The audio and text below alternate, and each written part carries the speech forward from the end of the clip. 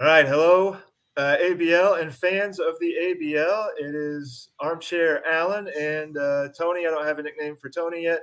And we are here with Cal of the Angels, the new old owner of the Angels. He's been around for a while, but first time on the pod. Cal, thank you for taking some time on a work night to come and talk ABL with Tony and I. We appreciate it. And before, do you guys have any weird college football shit that you want to get out of the way that we don't want to mess with later? Do you want to just get that out of the way now? Sure, real quick. Hold on. Two things. One, go Dogs. Two, Jim Harbaugh's a fraud. That's all I got to say. Oh. Move on from there. That's not the spicy Blue Jay Mark take, is it? Yeah. You know what? He'll probably be in the NFL. Yeah, run away, dude. Absolutely. He'll be in the NFL. He'll be in there. Yeah, get out of here. I feel like an idiot for asking this, but is Jim Harbaugh, the Michigan coach, is that Jim Harbaugh, ex-quarterback, ex-Bear quarterback, Jim Harbaugh? No, it's – I think I can't remember. I'm pretty sure it is. Because I'm like 90% sure it is. Let me pull up old – I believe they're both quarterbacks. Yeah, they're both quarterbacks. Like back when the Bears, when the Bears had a different starting quarterback every year for he did. He did. Years. He was in the NFL. Let's see, Wikipedia. I don't want that. He was in the NFL. He played in the NFL. He played in the NFL for 14 years. They said. So much. Yeah, as a player, 87. Yeah, from 87 to 01. Sorry. Dumb face. Jim Harbaugh's dumb. 01. I would not have guessed he was in the league as late as 01. Jesus. That's what it says on Wikipedia. I mean, whatever you want to believe off that. I always believe Wikipedia. Yeah, I've had no reason not to. Yeah, I donate to Wikipedia. Whenever he asks me, I give him $3 or whatever, $2 or $3. Whenever they ask you, they ask you every time you go on. They ask a few times a year. Yeah, they ask a few times a year. But they ask me every time I go on. I use it a lot, so I kind of. It's like with before Imaginary Brick Wall started up a Patreon. You could donate to him if you wanted to, and it's like, man, I read your stuff all the time. I should throw him like a 10 at least. I didn't have a lot of money at the time when I first started reading him, but I felt kind of guilty because I was using his research. I wasn't in dynasty leagues yet, but I was using Halp's research and stuff for my fantasy leagues. I thought it was helping me. So, but now he has a Patreon, so it's all good. Anyway, that's besides the point. We are here to talk about the AL West, kind of as we see it right now. We being the three of us. As of like today, as of a couple hours ago, I asked these guys to kind of put together some like prospect scale 20 to 80 rankings on various categories of teams in the AL West. And that's what we're going to talk about, maybe with some emphasis on the Angels since we have the Angels owner sitting here. But I'm okay with not doing that. Look at my team right now. It's better Just to start off with the Angels, I think the Angels are an interesting. Like they went to the playoffs in year one, but ended up with a dead owner. So, I mean, the guy didn't literally die, but he ended up being a dead team, a playoff team, but a dead team. Cal comes in, obviously does not make the playoffs in year two. But that's the process. Exactly. Started making the team his own. He of course didn't get to do the initial auction, didn't get to have his hand in any of year one or anything. So Cal came in and started making the team his own. Tony, do you want to lead off with the Angels, or should we make the Angels last? Like, what do you think? Yeah, we can do that. I got a few things though. We can do that. I asked you two things. No, we can lead off with the Angels. Yeah. We can lead off with the Angels. Sorry. All right. Yes. All right. We'll lead off. We'll lead off with the Angels. Another thing. Are you either of you enjoying a beverage of choice? Oh no. I just have water, man. I'm staying hydrated right here. So I actually went to Walmart. It was a couple days ago, and I couldn't believe they still had summer shandy on the shelf. So like nothing to get you in going to a baseball game and drinking like a summer shandy on a hot summer. Yeah, a summer shandy is like it's a perfect grilling beer. Yeah. But you're in North Dakota and it's winter. South Dakota. South Dakota. Yeah, South Dakota. South Dakota is much warmer. Dakota. Yeah, South. It's the tropical Dakota, as I said. If it's 50 degrees, you can pop out a summer shandy. I think that's pretty much the rule. 28.2. But That's good enough. Yeah, good That's enough. a nice brisk pick. Then the other thing I want to say is we were mentioning the previous owner. It's very ironic that the previous owner was the only owner who I reached out to in year one of ABL who refused to disclose his location. And now the new owner is a part of the first in-person meetup that has ever happened in ABL Network. So you want to talk about like the opposite ends of the spectrum.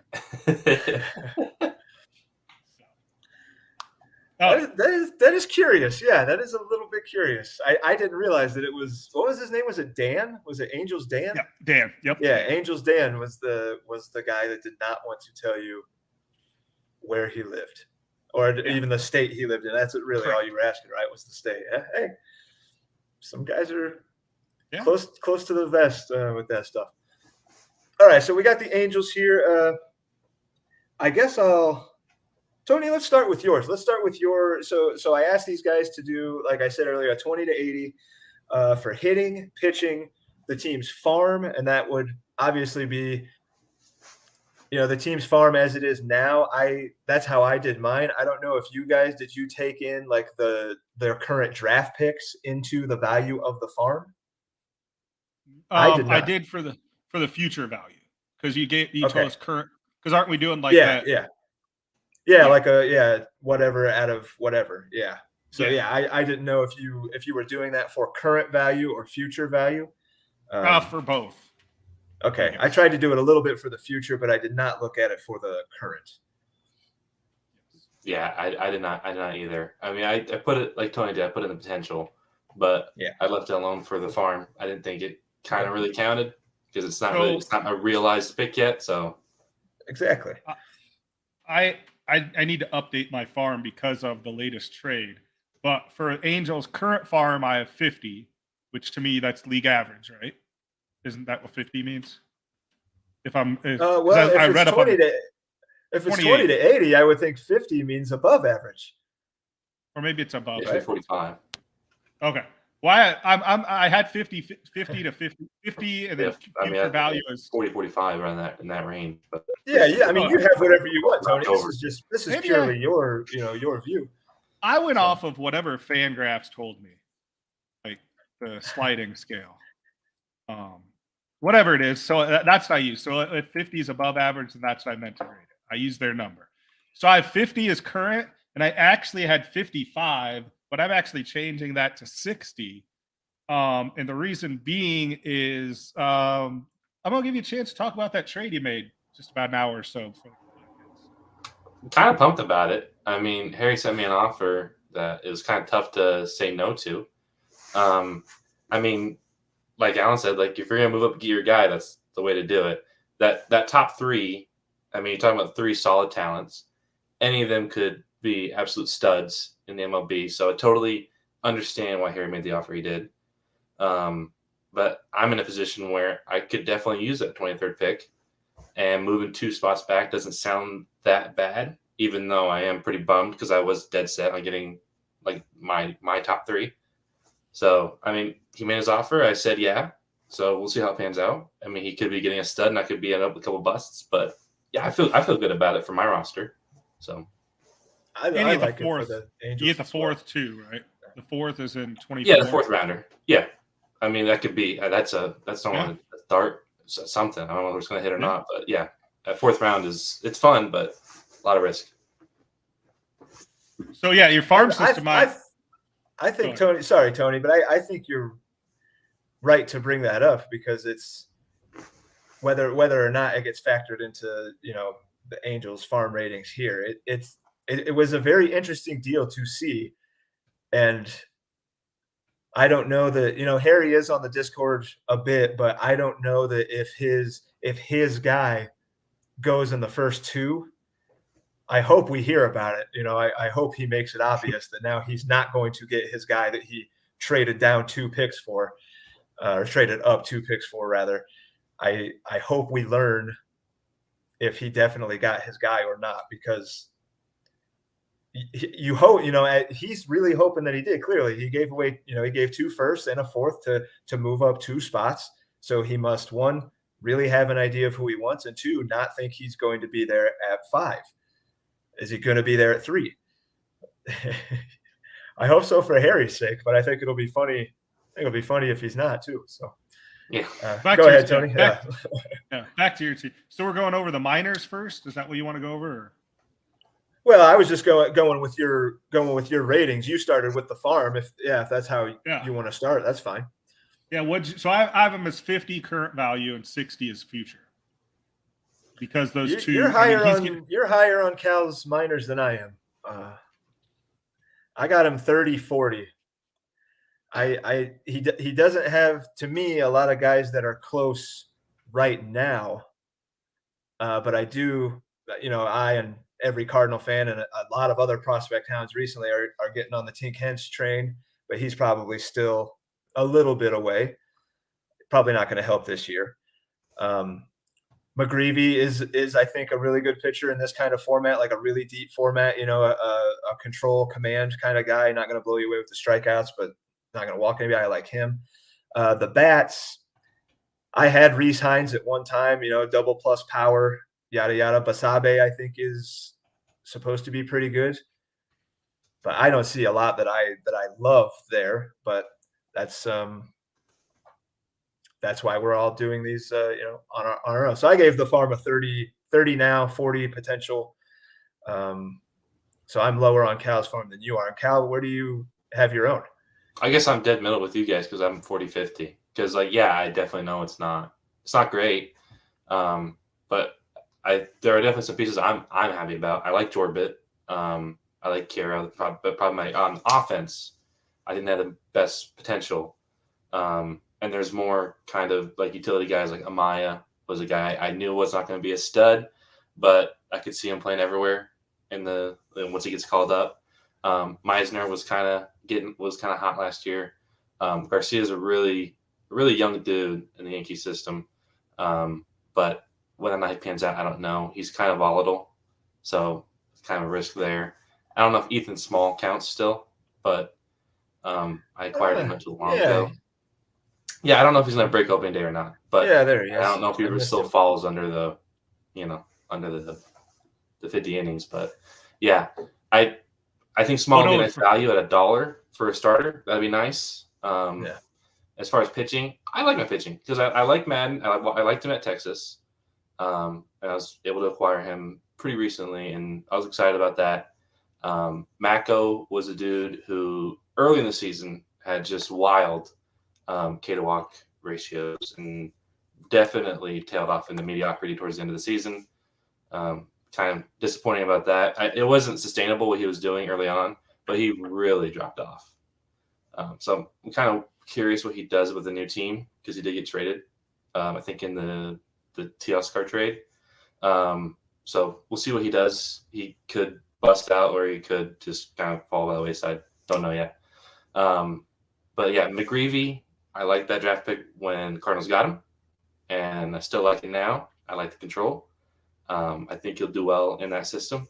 And Tink Hence that's kind of my guy right now. Kind of got a man crush on Tink Hence there. Tink Hence has potential number one pitching prospect, like of the future stuff. I think like he's starting to get some helium. Mm-hmm. This time next year, he could be in that handful of top pitching prospects, I think. Yeah, and I've gotten offers for him, but I want to hold because it's sometimes you just get a feeling, just like if I do sell now, I'm definitely going to regret it. And you know what? I might be dead wrong about it, but at least I want to see it through. I want to see like what it ends up being.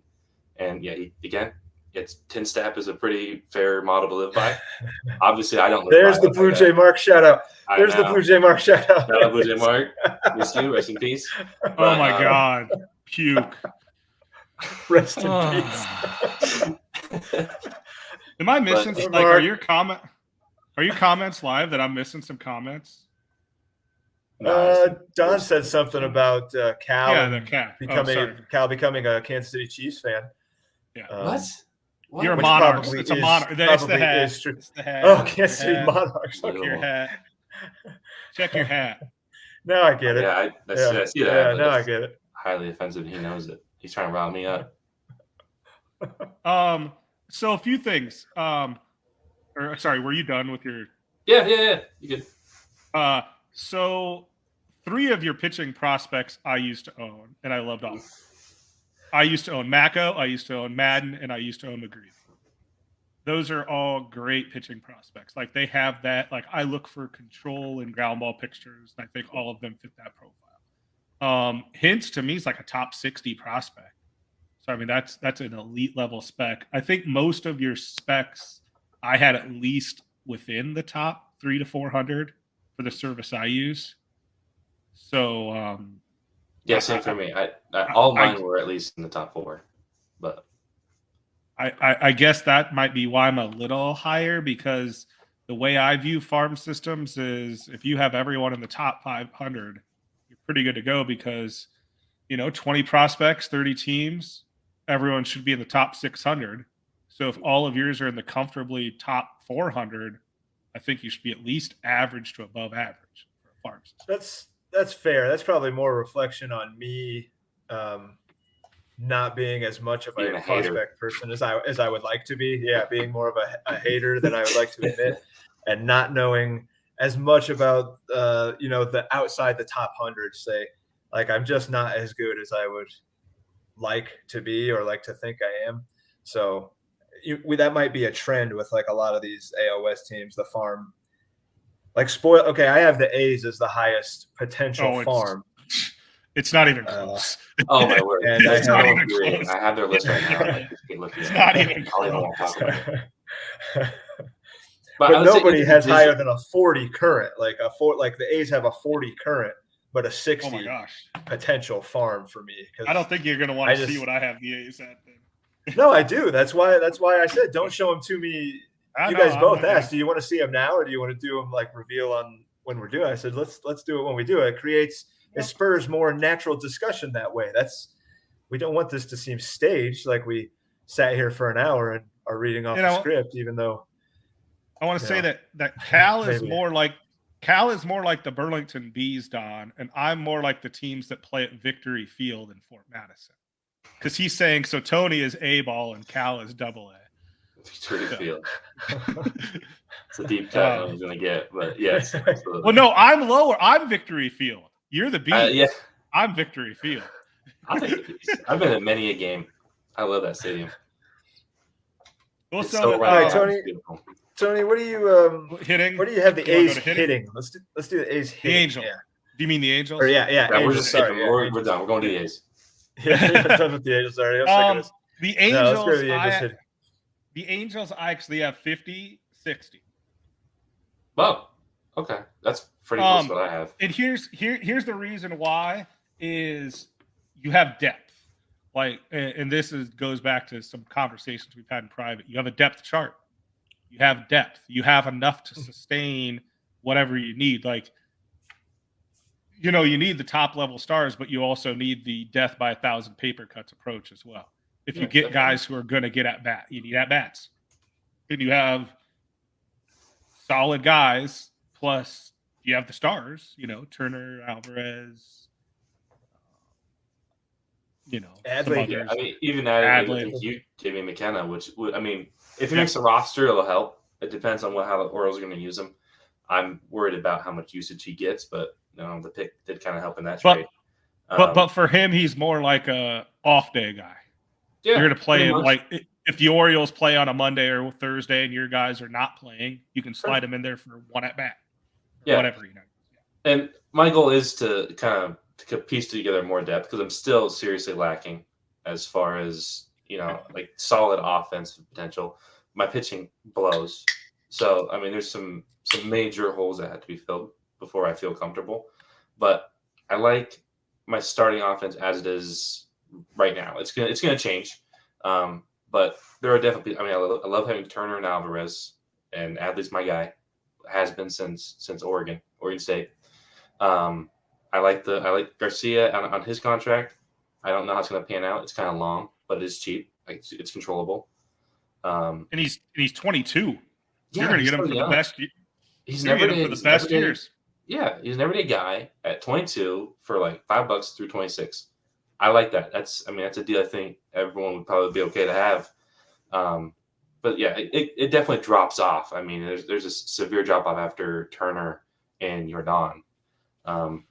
Whether or not that's even sustainable for a full season, I don't think it is. That's why I want to beef it up a little bit for, feeling like I can actually be in the top 20, which is kind of my goal. I want to be the Haas F1 of this league, and that makes sense to like 5 people, but that's what I want to be. I want to be like okay-ish, like not totally embarrassing, but like, okay. I mean, I don't remember the Angels even winning a couple of games, but they're okay. That's what I want to be. Not a lot like I am now. A train going by there, Cal? Yeah, dude, it's nonstop. I did not know it was going to be that loud over the mic. I apologize. Oh, no, you're fine. I'm right next to the tracks that go next to the Fort Madison Bridge. Do you live on the good side of the tracks or the bad side? Because every set of railroad tracks is a delineation for like some town or something. There's the good side of the tracks and the not good side. You're in Nyota then? Yeah, I'm severe bad side. So, like, are you in Nyota? Yeah, I'm in Nyota. Okay. You're right by the bank. Severe bad side. Yeah, I mean, this place is just like it's the only notable thing that's ever happened. This place is a flood. That's like the most. Yeah, I mean, that's all people know. That's everywhere in the Midwest, though. Yeah, it's a good point. Like, remember the flood of '93? Yeah, of course I do. Yes, absolutely. It's the only thing that's happened in this town.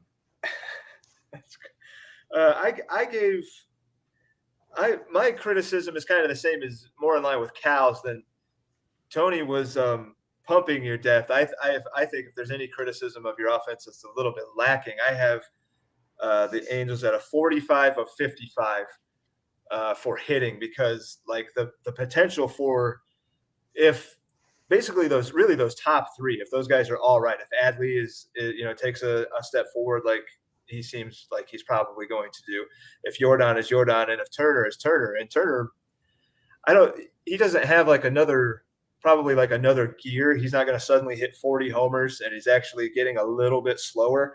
But, well, I was going to say the Philly lineup, but they are without Harper for a while. But, I mean, Turner doesn't have to be, 5 points a game, like to be worth it. Those 3 guys are probably as good a 3 offensively, especially with one of them being at catcher, that you're going to find, at least in the AL West. I don't think I ranked anybody's offense potential higher. No, I didn't, at least. And now that I'm hearing your guys, I might be a little low on just like, I might be the low guy on everything. But yeah, we do kind of 60. Like, what are the Pirates? Like, I didn't do the Pirates yet. Yeah, I haven't gotten. We just did the AL West. We haven't done any good teams. No, really. I do like the Angels' offense. It is lacking in depth a little bit. I know that's probably going to be able to be addressed like in auction and stuff. But again, this is just how we were looking at it today. Mm-hmm. And the bench is pretty thin, and you're lacking the utility like spot, right? You're lacking a bat spot right now, no matter who it is. The bench is a little thin. So 45 out of 55 for me. I really like the Gio Urshela. And I don't know if I gave him you or something like that, because I know I own. Let me double check. It's definitely my team. It's definitely a ballpark upgrade for him, because wasn't he with the Twins last year? I think. I was at Nicky Lopez trade. That's what it was. I remember now. Wasn't he with the Twins last year, Urshela? Yeah, and now he's in LA. Yeah, I think that's a ballpark upgrade for sure. Yeah, big upgrade. So I'm pretty excited about that. And I just have an everyday guy at $16 I'm okay with. I mean, he's not going to blow me away, but he'll play. A little better lineup. Yeah, absolutely. And Grichuk's going to have his weeks. I mean, he's a hot, cold hitter, isn't he? You guys know that, being Cardinals. He's still in Colorado. Yeah, he's at Colorado. Absolutely. Colorado. He's going to have it. Yeah, that's all. Guy gets what? He had 142 games played last year in Colorado. Yeah. I mean, on Colorado, so 70-plus games at Coors. Sign me up. Absolutely. All right, so Angels pitching. Go ahead. My hitting, and it was go ahead. 55 current, 60 future, because I think it's going to get like a little bit better. Okay. Yeah, not a lot. So we're pretty similar. 56. Yeah, we're pretty much right there. All 3 of us. I feel bad. I feel like I need to just go something crazy, just say screw it. Oh, But there's that's what I gonna once we get to one team, there's gonna be craziness. Alan already knows, but there's gonna be craziness. He already knows one team's gonna be crazy. Well, we gotta hustle if we're ever gonna get there. Yeah, we got. Oh, we'll get there. Sorry. I know. Let's go. You want to go to pitching? Yeah, Angels pitching. Yeah. I had 45-50. Ooh, you're higher on the Angel pitching than I am. I do not like the Angel pitching. I put them at 20-40. Dude, me neither. I think I hate the Angels pitching at a 20. I mean, that's really bad. I guess I hate logging in and looking at it. I really do. It makes me real sad. So here's the thing. I think Manning's going to be a starter, obviously. I think Small will get some starts or at least start for them. I think Elizer's coming back, and I think he's in the rotation too. On the Mets? No, he's not. He's in the Mets. I'm sorry. I thought he was still in Miami. I'm sorry. But I really hated trading Cutter to you. But I think I'm okay with it. I wasn't too sad about it. But Elijah, like as far as him, he's the odd man out. He's kind of like the long reliever there. The Mets are basically a retirement home. Yeah. They're all really good, but when have the Mets ever really been healthy for a full season? So I think having a 6-man at a place like New York, where you're pretty much like you're very favored to win every single game you pitch in, I think it's not a bad value. Not as great as like being a full-time starter, in Miami, where like you're guaranteed innings. But Miami's rotation is getting better, and the Mets rotation is much older, way more fragile. So I think opportunity-wise for this year specifically, I think it's a benefit for him. Whether or not going forward it is to be seen, especially with it like he's going through 2026. I don't know what his future looks like. Kind of shaky on it, but for this year I'm okay. I think it's fine. Everyone else though, they suck. And one thing that you have that I think some people take for granted is all of your relievers you can fit in on your off days for your pitchers. You have 4 RPs, and then the other guys who are relief pitchers have the SPR. Yeah, that was. So you're going to be and it's a great strategy. Because I don't have the money and I don't have the resources to really go get starting pitching that's elite. So I'm going to have to kind of like death by 1,000 cuts, like you said earlier. I'm going to have to just nickel and dime my pitching points any way I possibly can. So yeah, that's why I maxed him at 40. Tony Cal just explained perfectly why I put him at a 40 potential instead of what did you say? What did you give him? Pitching potential? 45-50. 50. Well, see, I don't know how these things. I don't know if 10 is a lot high. I guess I don't really know. I guess to me, if that's a lot higher. I have 50 as average. Okay. Yeah, that's probably what Fangraphs said. I don't read it. I just know when I see like a guy with a 70 hit tool, that's a guy to pay attention to. Like you see a lot of 30s, 40s, and 50s. When you start getting into the 60, 70 range, then you're talking potential elite, and it's very rare to see a guy with an 80, for anything. And that, of course, makes you really pay attention. But, when you see 70s and stuff, then you're really talking rarefied air, if a guy's got a 70, anything other than speed, you'll find a lot of speed guys and maybe some fielding guys that have 70s. But when you're talking 70s, like hit and power and stuff, those are guys, 60s, 70s are guys to really pay attention to, at least for me, when you're looking at Fangraphs. So that's the Angels pitch. So let's do overall for the Angels. And this is kind of like overall / what we think they might look like post-auction, kind of just a quick factor. And like I said, I dropped this on these guys like 2 hours, ago. So this is like, I guess, what we kind of think they're going to look like after the auction, kind of knowing the owner. This is our 3rd year doing this, how much money they might have after cut day, et cetera, et cetera. I gave the Angels a 40 out of 45. I think they can be okay. I think the 40 out of 45 is because I think Cal is a solid manager. The kid pays attention. He's got spreadsheets and shit. He's going to try to squeeze value out of his dollars. He's very active. So I did put that he's probably going to hit the potential that I see for the team. The 5 points off is injury and shit you can't really account for. So I have the Angels, and that's just this year. Post auction, 40 out of 45, or not out of 45, but a 40-45. I had 45-55. Okay, and so this is for the it's not like the potential; it's for like just, no. I had like 45 as in 45 is your pre-auction value, yeah, and 55 is what I think your value will be after the auction. And you don't have to answer this question yes or no, but I only did this for 2 teams. I'm predicting you have 5 spots open for $22. You don't. So just real quick, I want to say how I looked at this last number. I looked at it as the second number is like how good can the team be this year, yep. And the first number is how likely are they to be, that good. Yes. So yeah, I put Cal at a 40-45 for the Angels, rather, not Cal, but the Angels. Yeah. I had the same starting point you did, but I guess I have a lot more faith. But I went 40-55 because I feel like there's a lot of pieces that if it does go right, which is why it's potential, I could have a lot of really nice values on this team. Even like in the pitching, if Matt Brash is as solid as a reliever as I think he'll be, if Cutter Crawford makes his way into the rotation, which I'm sure I'm going to have Josh saying no way, I'm a Carnsevo pick somewhere.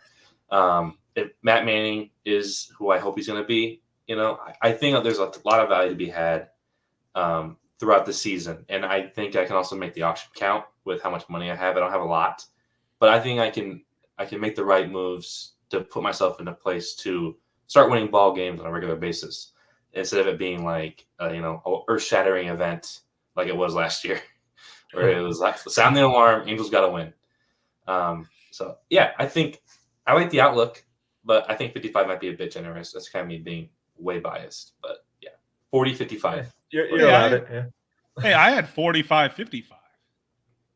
I hate the fact that I'm in the middle. I gotta just freaking, you know what? I went 60-80 for overall. That's my new grade for me, just to mix up a little bit, not be in the middle. Well, you're right though, Cal. Go ahead, Tony. Sorry. Go ahead. I was gonna give his betting lines for his team. Love that. Right. Well, let me say real quick. Cal is right. Like in a dynasty league, you never want to be in the middle. You either want to be just starting a rebuild, or just opening your window. Like you don't want to be. And I feel like we're maybe in the same spot, Cal and I. Like we're kind of afraid we might be. We can see the path to victory, but we're also afraid we might be stuck in the mud of the middle, like that murky middle. And actually, I think Cal's future looks a little brighter than mine because he's got a lot of first rounders and I don't. But yeah, you're definitely right about that. You don't want to be just in the middle. You don't want to be just good enough to maybe have a shot at the wild cards. You want to be opening that window and seeing the path to victory, or starting your rebuilds, because your window closed. But you don't want to be just good. Yeah. Go ahead, Tony. Now, keep in mind when you place these over-unders, or Cal knows this because I'm talking about sports betting and you sports bet as well, Alan. You look at last year's win total versus this year's perceived, and where's the middle with the public. I have your over-under win total at 27.5. Oh, dude, that's hard under. How much can I put on that? Go to Catfish Bend. I think they'll. Okay, I will. I'm gonna go hard under. You had 8 wins last year, I believe, right? I had 8. I had 5. I think it was, or 5. Whatever. Even 8, even giving him 8, that's a huge jump. It is. I mean, he has gotten better. Like the team has gotten better. I just don't know that everybody around has gotten worse enough.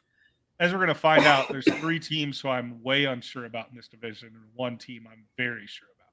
So that is why I have that total there.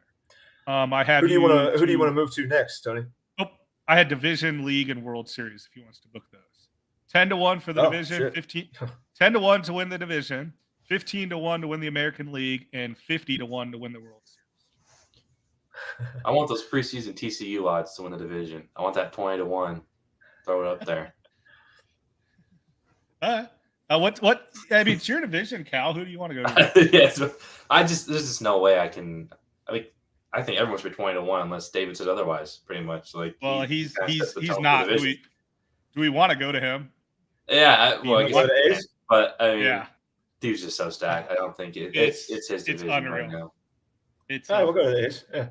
All right, we're gonna go to the A's, and Tony, you two kick it off because I have to pee so bad. I thought I was gonna be able to withstand it, but I just coughed, and that like made me realize how bad I have to piss. So let me scroll down on the A's hitting here. I'll start off with their betting totals and then move into the other stuff. That stalls. Yeah, and then since I'll be back eventually. That's fine. Yeah, start with That's the fine. hitting. Yeah. All right, I'll be right back. No problem.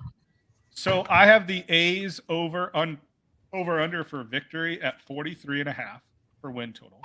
I have them 5-2 to win the division, 6-1 to win the American League, and 8-1 to win the World Series.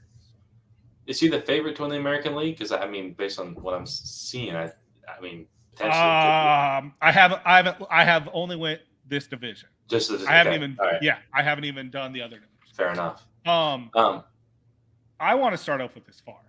Sure. I gave him a 70-80. His farm is stacked. And let's see what I give him. Let me go back. Scroll here. Sorry. Oh, you're fine. I gave him.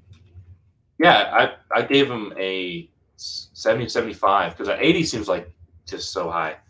It's just the reason why I say 80 is I really legitimately think he could have the best farm system in the league if all of them hit. I mean, yes, Dukes looks like we've all talked about that, but I really think David is the Duke of the American League. He is not talked about. He doesn't show up on the Discord, and I know this is like his second favorite 30-team league, so he doesn't talk about it because he has another 30-team league he's in. So, but I mean, he picked up I think 2 top 100 specs today. In that trade he made. He made some trade, wasn't it today? It costed him though. Like he cost him a lot. It cost Luis him. Garcia is very good and very nicely priced. So cheap. He's so cheap. Yeah, it's $5 right now, so he's gonna be 7. And I think Gary can extend him, right? Dave? I think he's a first. Yeah. Are we talking about Dave or? We're talking about Luis Garcia. Oh, gotcha. Yeah. Gotcha. Okay. That's who he gave up to get. That's who he gave up. Oh, yeah. That's the main. Both those guys are in the top 100, I think, right?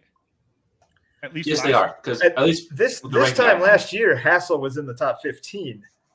He has fallen out of favor quite a bit. I still like him. He's built really well. He's like 6'2". I mean, he's got a great looking swing. He hits the ball on the ground a lot, and he's not super fast.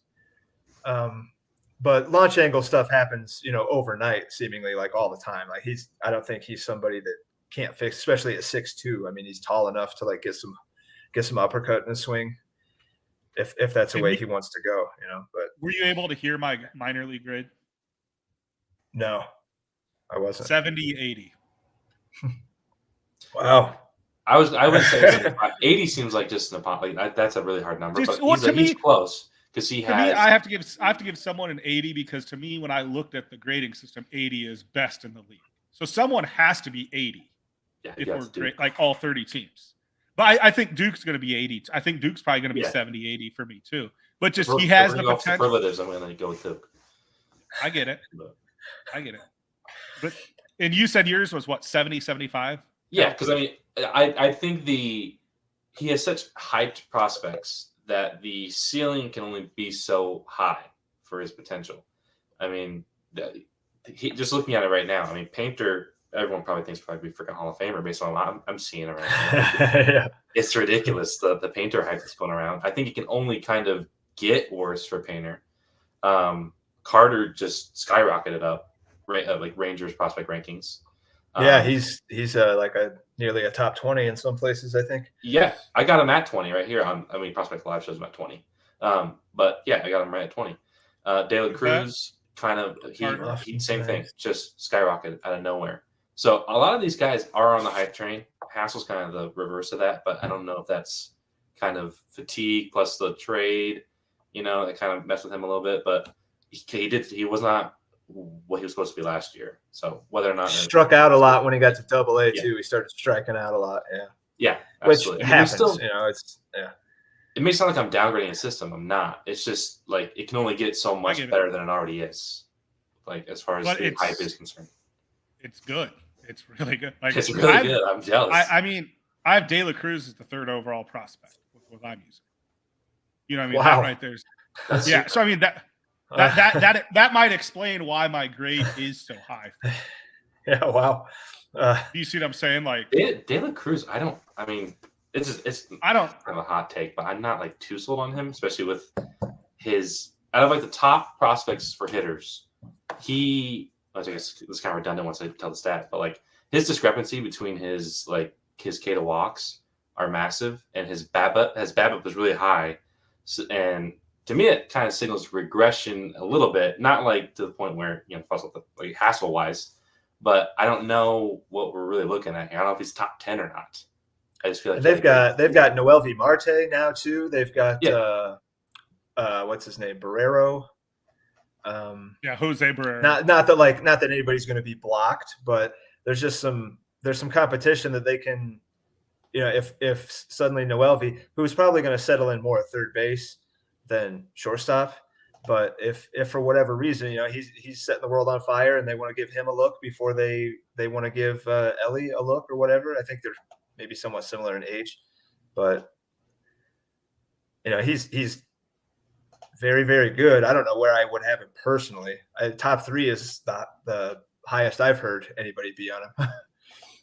Not that that's wrong. That's just interesting. I gave him 40 to 60. Sorry. 40 60. No, go ahead. 7.8% walk rate and a 30% K rate, and still hit 300. So shout out him. That was pretty credible. Yeah, he had like a 402 BABIP, which at least with the data I have here, he's like top 25 in the minors with BABIP. Which again, it's only like out of 900 guys, but I mean that's a lot. But he still had some great stats. Like we're talking like wins rate created is one of the highest in the minors. So dude's legit. He definitely is a great prospect. But whether or not he is 3, I don't know. That seems kind of high. I don't know. Zach says they have Matt McClain too. Yeah, which is true. They have him. He's more of a second baseman, but again, a middle infield type that might kind of muddy those waters a little bit. It's a good problem to have in real life, obviously. So kudos to the Reds. But yeah, and I feel like we're just kind of crap on David here, but he has such a good arm. He really does. I mean, it just blows away everyone else in the division. I mean, and if mine's second best, that's not good. Like, well, in my rankings, it is second best with everything factored in. But he perfectly balanced it too. He has 1 spot available and he has 1 pick, so he doesn't have to get rid of any of these minor league guys. Like his minors is intact. He has to make no cuts. He's only going to add his 4th round pick in what everyone's saying is a good draft to have picks because of the 2 international classes. That's a deep class. So yeah, it is. I guess that's all I got to say about the farm. It's it's the best farm in the division. I gave it 40 out of 60, but I think I'm just going to be consistently like, I guess for me, when I gave somebody a 70 or an 80 or whatever, I wanted it to be like eye popping.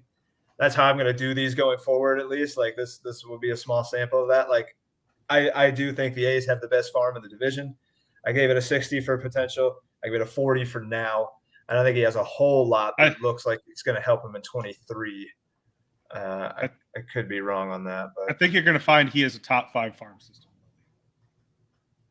I don't know. Maybe, Cal pretty much hit on exactly what I would have said. I mean, Nick Lofton is, he's okay. He's already a little old.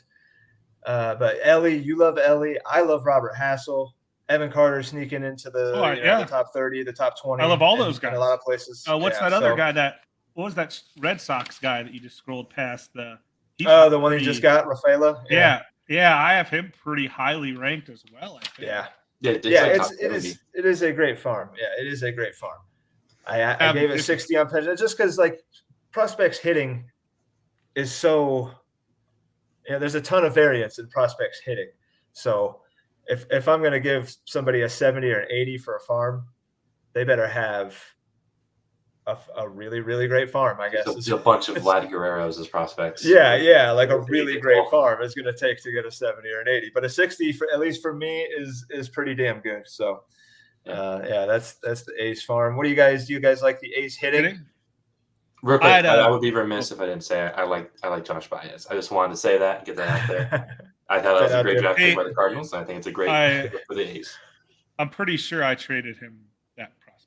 Of course. I mean, he's traded everyone in the league. I mean, that's not even. Tony, you've had your hand notable. No, I have. Hey, I'm going to take the comment. Let's go through the A's that Tony used to have. But I'm just going to say, I'm going to make that comment real quick right now. There's only one team I haven't traded with. So I have. That's true. I figured that. So yeah, I've been doing I've been like cross-referencing everybody's trades for the first, up to now, and the Yankees are the only team that the Marlins, who are already, I know I did the Marlins first because I knew they would be the hardest. 283 total trades the Marlins have made, gonna blow everybody else out of the water.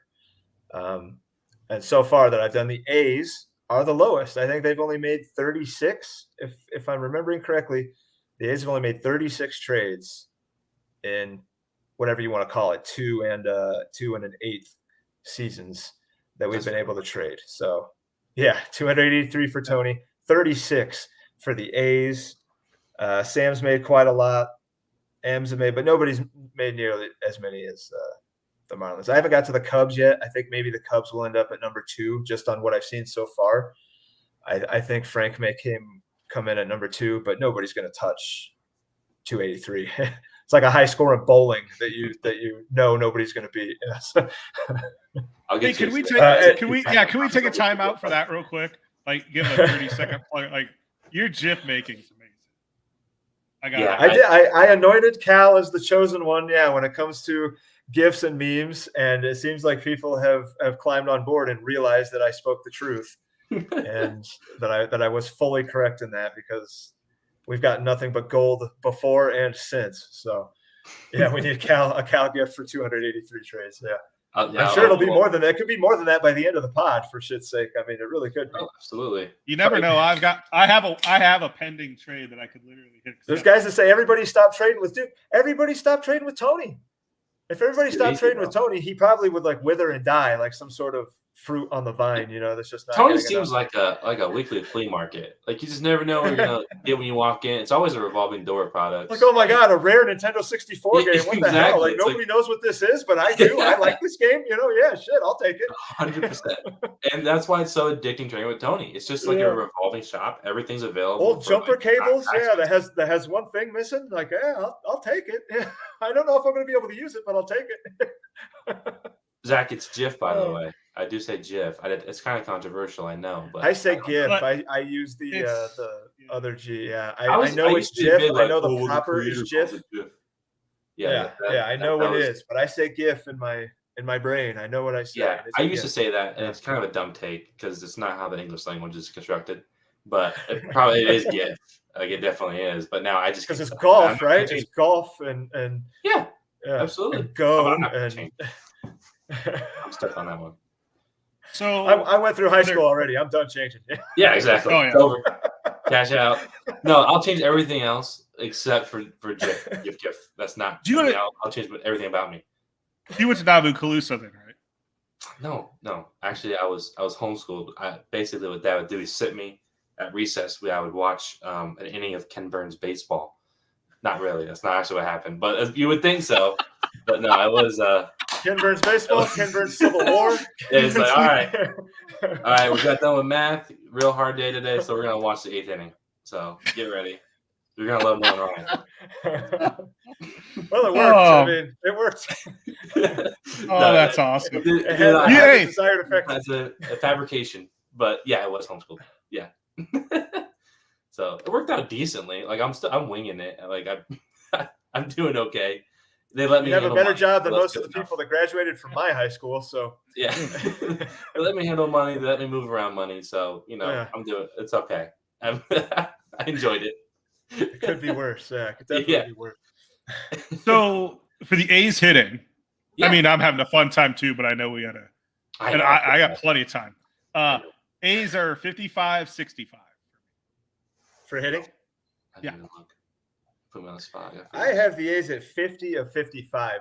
I think that their potential is just about reached. I know that the A's are going to have some money, a little bit of money after inflation. He's at 192 now, and he's got $40 of inflation coming. I got $28 for 6 spots. He's the only other team I can do. He's going to be able to fill out his depth, and that's kind of like the main because his lineup is pretty well made up. I think. I mean, he's got room to add if he wants, but he went out and got Lars Nootbaar for a reason. So he probably intends on him being his center fielder. They could play all three. So good get. I love Jeff McNeil. Taylor Walls, I don't love him, but triple position guy, averaged 2.4 points. Austin Riley is a super stud. He's going to be $14. That's one of the David had before he traded Luis Garcia had two of the better salaries, in my opinion, like in all of ABL, not just in the AL West. And that is the $12 Austin Riley and the $5 Luis Garcia. Incredible values. Yeah. And we saw what he did with Luis Garcia. And I imagine he's going to ask for a much greater return if somebody's going to go after Austin Riley. But phenomenal, like cornerstone of an offense, great price. Josh Bell, probably going to be not a stud, but going to be very good, average 3.2 points per game. I really like the offense. 50 out of 55 for me. What was Game 6 of the 1986 World What? Series? No, Zach says. It was the Mets. It was Mookie Wilson. It was. Oh my God! No, that's not how I know it has. That's not. It's the Mookie Wilson game in my house. Cal fails a test. Cal gets forced to watch Game 6, the 1986 World Series. Thank you, Zach. Unfortunately, that was never really brought up in the house, so that's actually the opposite of what would happen.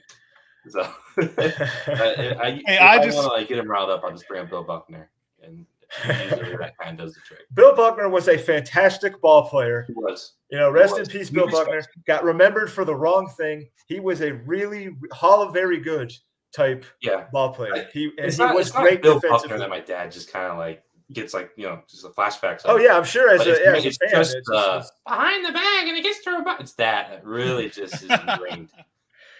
It's never really getting out. So how did that turn out though? That like you literally do not follow any of the teams outside of Georgia that he follows. Well, the Georgia thing is I was desperate to get in college football. And Georgia wasn't that good at the time. Mark Richt was coach. They went to bowl games, but they didn't really, they didn't have a good program. So I was like, yeah, sure, why not? I'll just follow Georgia because dad does. That's the only one I actually had that thought process with. I never really want to be an Eagles fan and Cardinals fan. I was forced, pretty much not very forced. I was just brainwashed. I think mom and dad told me stories that when I was in my crib, they would put on Jack Buck and John Rooney and Mike Shannon, like the whole crew, but they would be on. So I'd be listening to Cardinals games pretty much before I even knew what I was listening to. So that was kind of embedded into me, and it's never gonna go away. But Raiders was just I love Derek Carr. That's pretty much. And I still, what sucks? I'm still kind of following the Raiders a little bit. I'm still that Chiefs game really killed me. I know the black that Chiefs hole. game was killer. I hurt my soul to watch. I still watched it too. It's I don't know if I can really step away. But yeah, so did we? I'm okay not following his footsteps with every team because that would be kind of boring. It's nice to have some difference. We can argue a little more. Change it up a little bit. But we have good fun. He's still a Cardinals fan. I still am kind of a Red Sox fan ish, as in I know the ins and outs of what's going on. Did he cut out for you? Yeah, he froze for me. So. He was just about to mention Josh's favorite person, I think. I don't have a technical difficulties thing. But, I don't either. Zach said, oh, there he is. He's back. Oh, dude, you literally cut out when you were saying champ. Champ? Censored. As soon as you start to say Cham Bloom, you said champ, and I was like, oh, Josh hacked into the system. Yeah, exactly. He's like, no, shut this down. Shut it down right now. Shut it down. He's saying Cham Bloom. Shut it down. Even in my head, I I try to I say Chaim. I mean, I try to really get into it. I try to get nasally with it. Chaim. Chaim. I'm probably saying it wrong too. I've been taking L's, so I mean that's probably why we can call it even up there. Zach.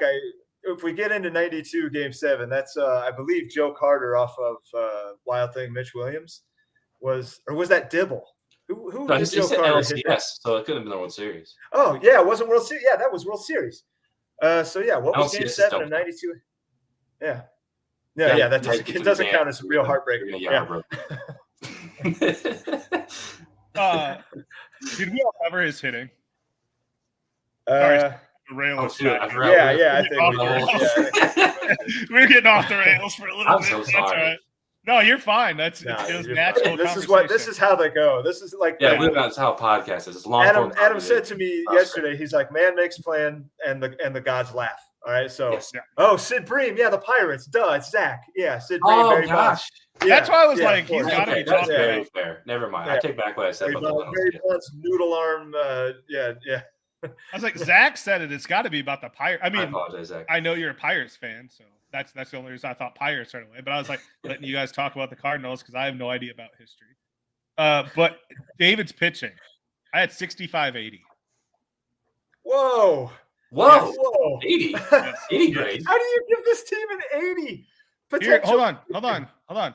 Look at what he has my mic saying the money he has left to spend. Okay, he has Darvish, who's a starter, Mikolas, who's a starter, Montgomery, who's a starter. I think Nick Martinez is slated in to be a starter, right?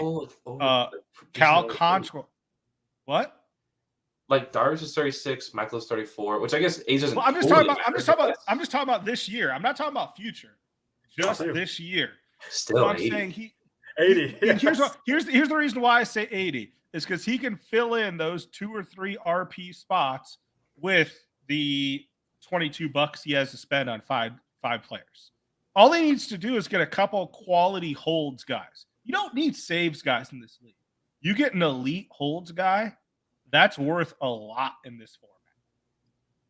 He already has the pitching set up. Like I think of it as I've always been I'm going to toot the horn of get those 7 starts a week. Get those 7 starts a week. Get those 7 starts a week. He's going to get his 7 starts a week. He has enough depth in starting pitching already set up. He doesn't have to attack it in the auction. No, go ahead, squint and look. He has enough.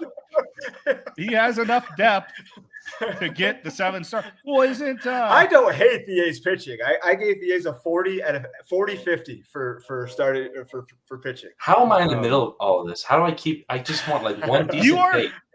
You're the voice of reason, remember? Voice of reason. That's right. You are the voice of reason. My bad. We didn't share these beforehand. I mean, we really we did not. So it sucks. I keep going last, and like you guys, Tony will be on way on like the positive end. I will be like, this team's a piece of garbage, and I'll be like, okay. Wait till we get to some other teams. I'll just say that. Okay. So I think the A's pitching is fine. I mean, if you're confident you're going to get 30 plus starts out of Darvish, which I don't know how you can be. If you're confident that Miles Mikolas in his age 34, 35 season is going to smoke and mirrors his way to another very successful year and he was still under 14 points per game as a starter, even when he was very good. Jorma, I quite like, but again, you're in that 14 to 15 point per game range. Yeah. Nick Martinez, I don't know really what to think. He kind of came out of nowhere as isn't he only $10 because he was a wire guy, or was he drafted? I don't know his, but I'm not as high on it clearly as Tony is. Cal Quantrill's okay. He was on my team. He's this guy that kind of lives on his results being better than his stuff says they should be. And and Zach makes good points. He's going to. I was waiting for you to get quite like. He's going to be a starter. I think he's going to be a starter. And still, Seth has shown that he can get major leaguers out, but can he do it over a full season? We have no idea. And he was never a very highly touted prospect. I mean, he's solid, but I kind of think the A's are good but not great with pitching, and I think they can be good but not great. But he has enough. he has enough that we've already listed, 5, maybe 6 starters who we think he's going to have. You only need 7 a week. He's going to have enough that he's always going to have 7, and he'll have that's being very optimistic. Again, like I said, if you think you're going to get 30-plus starts out of Yu Darvish, which you probably can't bank on, if you think you're going to dodge injury with everybody else, yes, he might get the 7, but are they going to be 7? I think they're going to be 7 good, but not great starts. I mean, the only guy that you can say on that staff, Montgomery might come out of nowhere and throw a shutout or something, which he has done, and he might have a 10K game. But like the only guy that you can rely on saying this guy could give me maybe a handful of great starts is Darvish. And you really don't know what you're going to get with 36-year-old Darvish, or however the hell old he is. I don't know how old he is, but it's a very fair salary. It's a very fair salary for him with the risk. Yeah, I think it's good pitching. I just don't think it's great, and I don't think I see the potential for it to be great. I get it. Especially 80 great. Yeah. Yeah, I mean 80. Like we can't have. I think Zach brought up that Wesenski's is getting squeezed out. If you're in an 80 rotation, you can't have guys getting squeezed out in an 80 rotation. Well, here's the thing with Wesenski is he was traded. Here's the thing: he was traded midseason. I want to say I forget who he was traded from, but Wesenski was not a Cub the whole year, and then when he became a Cub, that's when he got his starts. Right. So he got traded from a team to the Cubs. And I think he's definitely a part of the future Cubs rotation. Well, Zach doesn't think that. Yeah, I mean, he's part of the future, but yeah. Oh, I think he deserves a spot. Well, Zach also said that. Yeah, he deserves a spot for sure, but he might not have that spot. Yeah. Well, anyways, with you guys, is on the pitching. Sorry.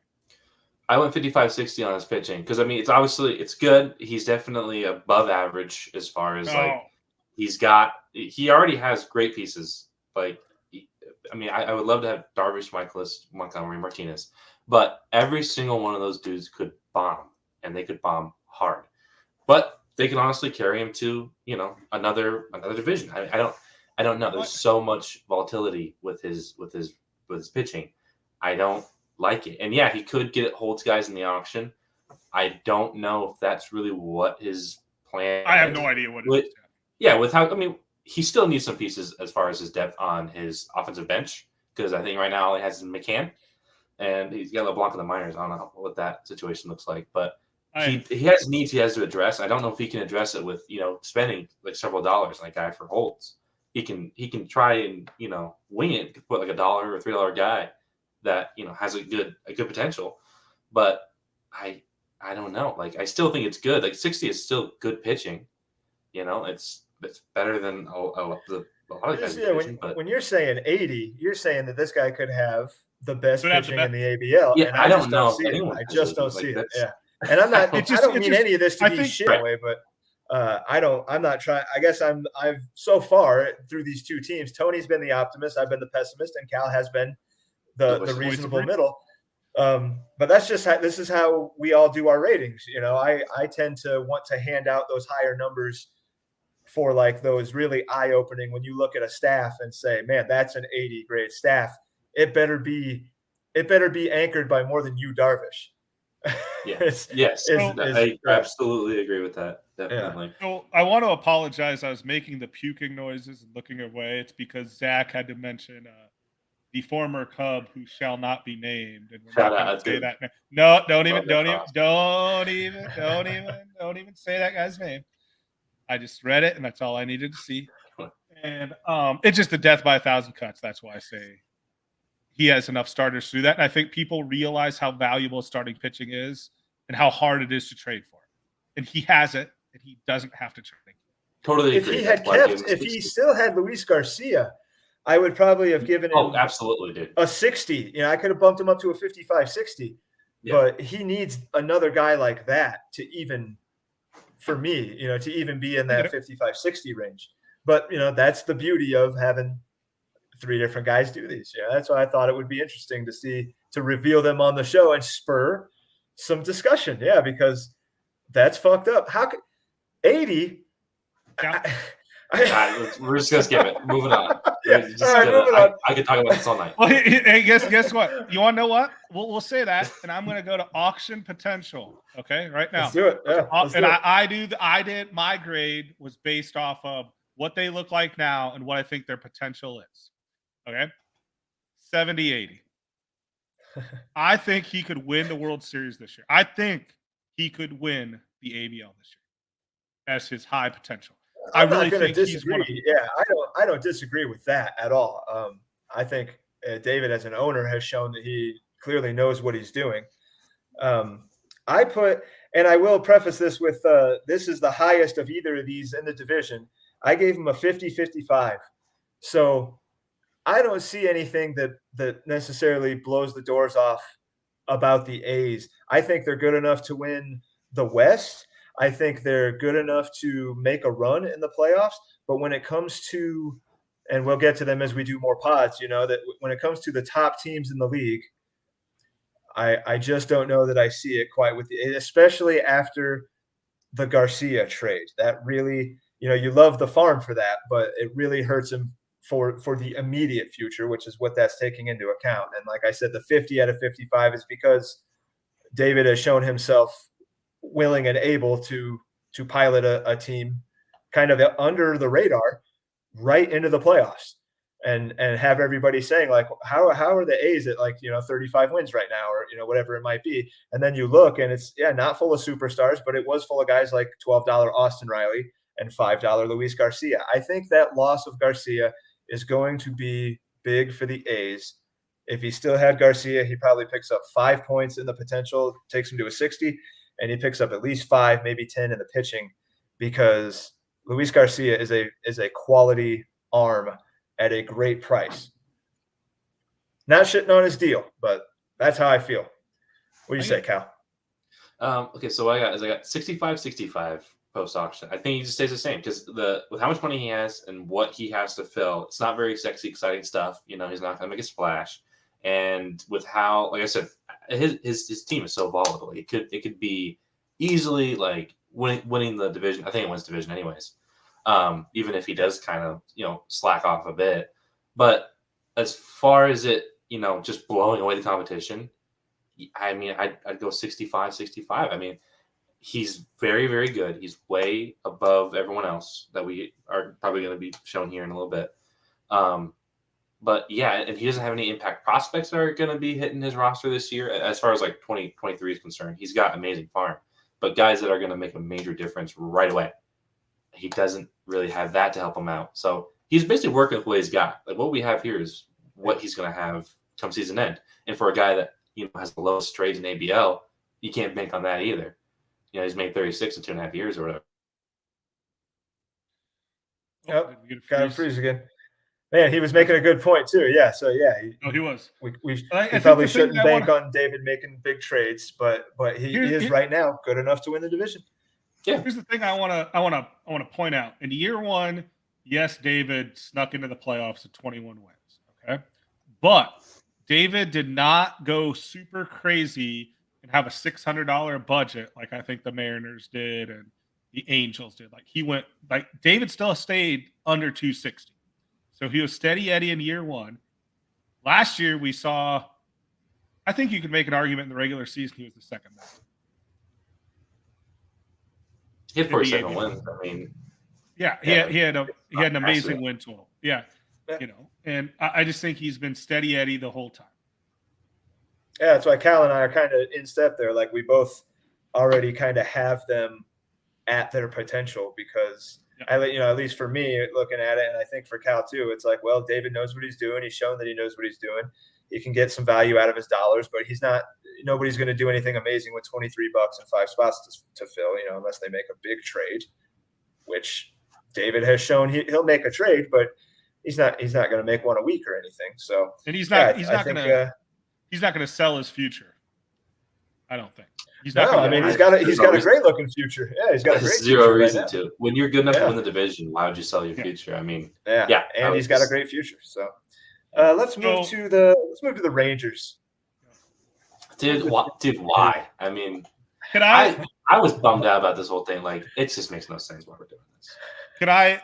Alan, in the middle of this? Can I say this, Alan? Can I say this, Alan, to save time for me? Because you already know what I'm going to say, I think. Yeah. The Rangers, for me, have the exact same grade for hitting, pitching, farm, and auction potential. Okay? Here's their grade. 2080. You have no idea what his team's going to look. Yeah, I mean, there's no reason to do a preview. Zero idea what I mean. That's why I say 20 because it could literally be the worst team in the league. To knowing Sam's savvy enough to make that 9. Okay, but we got to give Sam some credit. You weren't here year one. You weren't here in year one. He only had 5 wins. He mailed it in. He mailed it in when it's bad. He did, and Sam knows that. It's the truth. He's admitted it. He didn't pay attention to year one. And he could literally go to the best team in the league by wheeling and dealing and hitting a royal flush on every single trade he makes. I think giving him an 80 anywhere, and you and I talked about this. I think giving him 80s everywhere is silly. I know, I get it because it's Sam, but for a smaller drop of realism or pessimism, whatever you want to call it. And we'll just I'm just telling you my grades. Yeah, I want to do the Rangers. If Sam is what, Sam knows his team. If we sit here and keep picking apart the next 3 teams, we're going to be here for 3 hours. Yeah. So we can rip through the Rangers quick enough, and then I'll try to get Sam.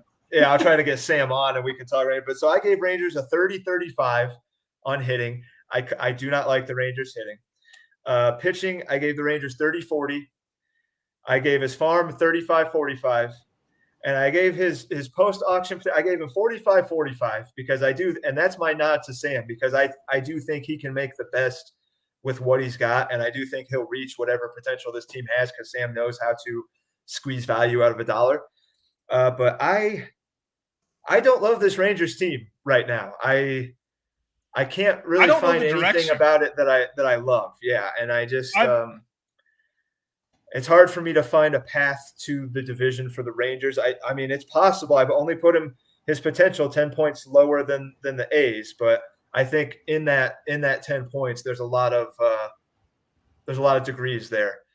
That's me having full faith in Sam, but I don't.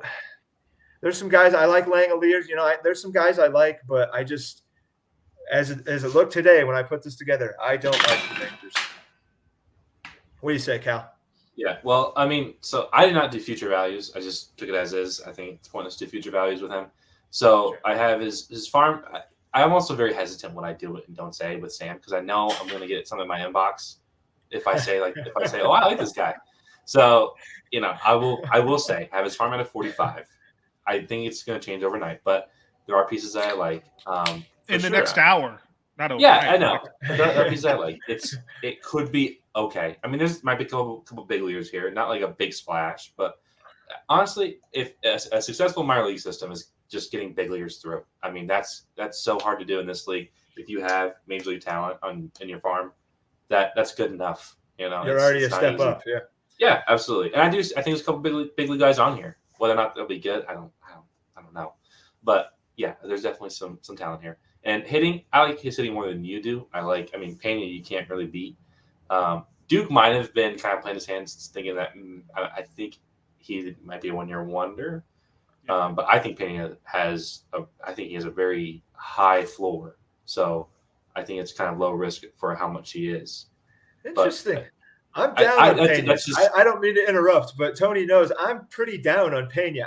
Not because he has a low ceiling. He has a low ceiling. I think Cal is too. High floor, low ceiling. Yeah, I mean because of the lineup and stuff. Yeah, it's hard to say that he has anything, but at least a pretty okay floor, especially at $3 that Sam's gonna have in that.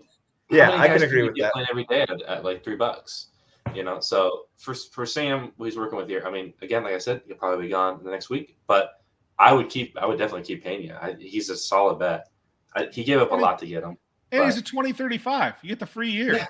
Yeah, he gets the free year, gets to extend him if he wants. I'm sorry, if you trade away at 2035, I have no idea what you think. Yeah, if Adley if there's a universe, it's the worst timeline that exists, but if there is a universe where Adley Rutschman does not exist, I might have been a Shea Langoliers guy. I like to come out of Baylor. Yeah, I liked him. He raking through Oakland.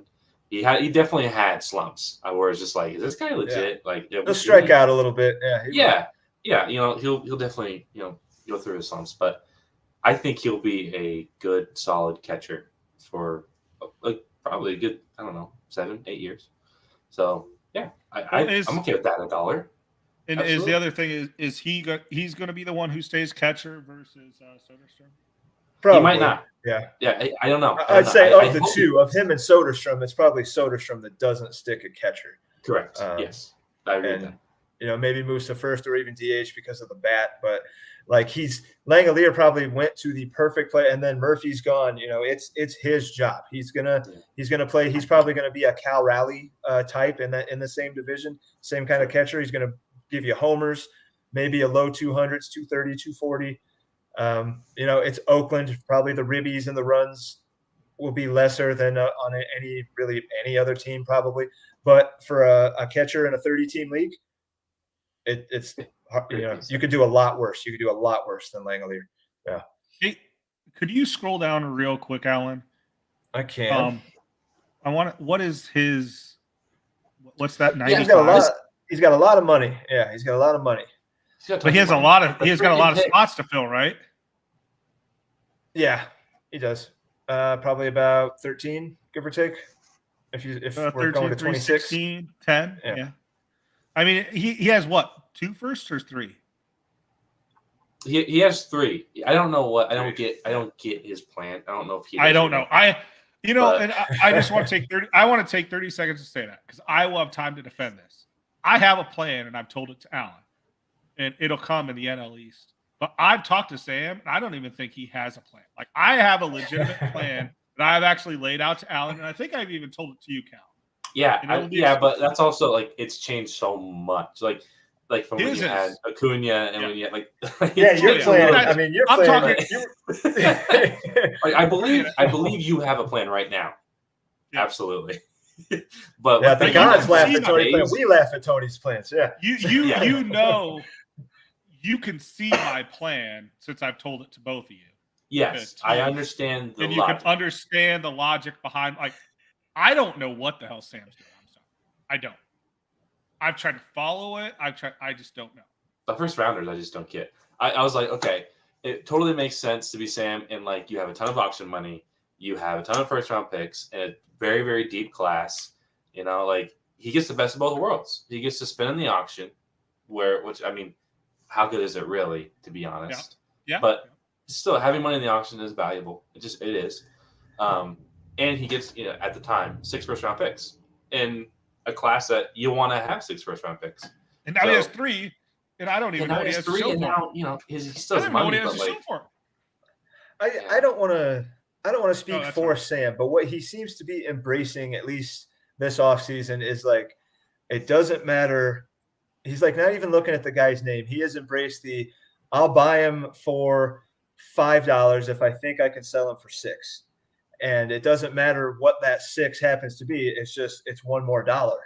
And that seems to maybe be the direction that Sam is taking the Rangers. And that might become more obvious after he either trades those picks or drafts the guys with them. And then trades the guys, for major league pieces. Sam has shown the ability to put on a completely different mask, from one week to the next and have that team looking, you guys both said, quite different from one day to the next, 1 hour to the next. Like, I can see a path to Sam doing that. I don't like it right now, Look at his baseball picture versus his beach selfie. I love that. It's like 30. Yeah, that's like 30 years apart. If you took my high school baseball picture and then put it next to me now, I'd probably that was awesome. I wouldn't look the same. Yeah, bravo to Sam right now. Yeah, so, bravo to Sam for throwing himself out there like that. I enjoy that. Sam is a stand-up dude, and he knows. I'm not trying to shit on him. I just don't like the Rangers. I just don't like the Rangers right now. That's all it is. And I could like him a week from now. I could like him after the auction. He's got a ton of money. He's got 3 first rounders. People love prospects. People love first rounders.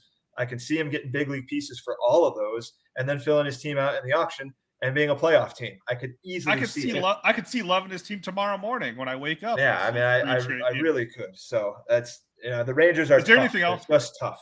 No, do we have anything else to say about his team? No, I don't have anything. We can just jump because I know it's going to be a 2-hour pod. I can do this for however long. I can make this a Joe Rogan. I could do it. I could do it all night. I could. I've got that. I just don't know. I'm only 7 beers deep, so we're still good. I don't have anywhere to be. Yeah, so I mean, I know. we don't need to like worry about running over. Yeah, I just I don't know I've got plenty of time. How long people watch these things, you know, and I don't timestamp so like, hey, we started an hour 30 minutes. We started talking about the Astro, you know, like if any of these guys were desperate for that, like I don't timestamp it, you know, so just kind of is what it is. But let's go to you can flip a coin with these next two. I went to the Mariners. I didn't even go to the Astros. I went to the Mariners.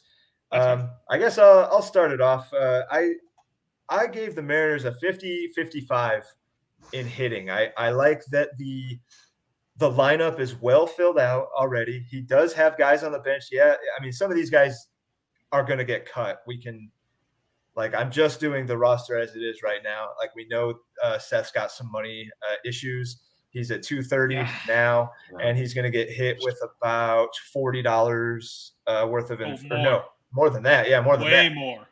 He's going to get hit with about $70, 90 or $80-something of inflation just about.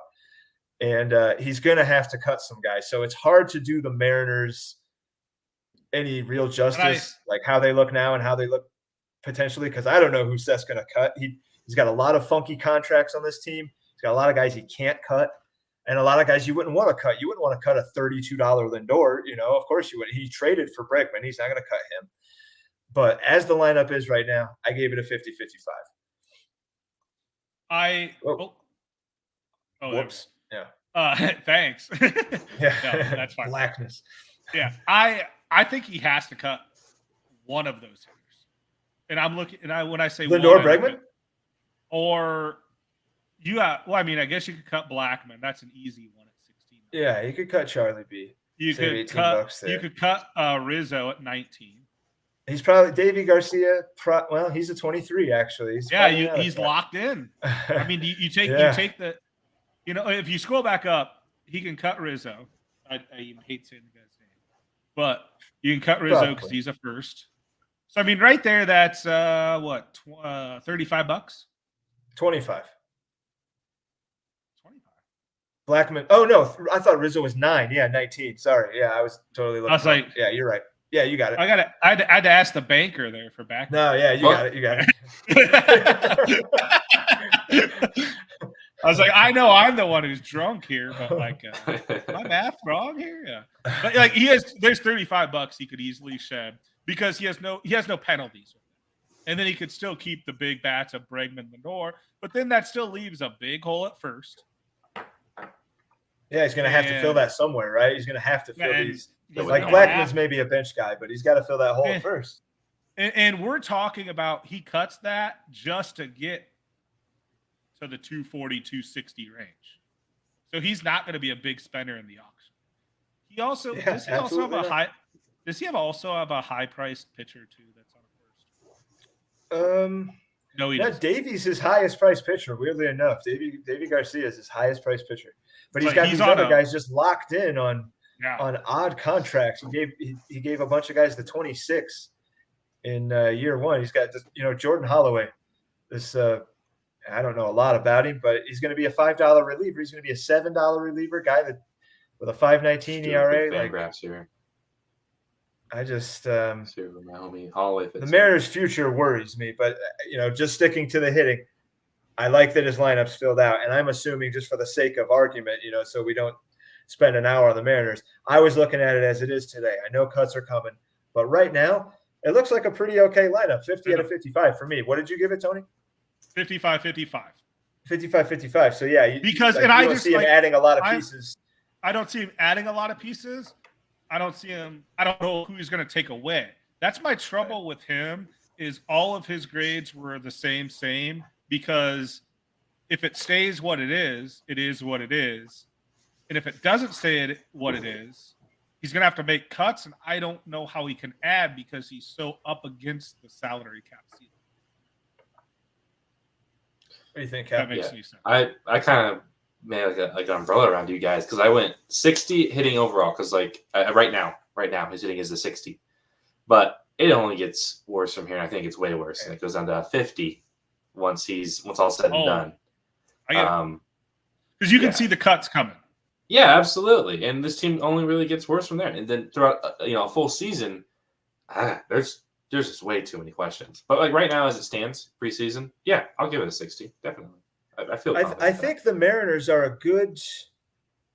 Like if there was like a fantasy baseball college or something, like the Mariners would make a good course on dynasty. And I'm not saying Seth did this wrong or anything. I'm saying this is a way you could go where you got Seth and you've got Dwight, right? Like kind of we're on the opposite ends of the spectrum when it came to year one contracts. Dwight offered a contract to pretty much nobody, and Seth gave a long contract to just about everybody. He handed out more 26s, I think, than the rest of the ABL combined, if I remember it correctly. So like, and he has a 26 penalty.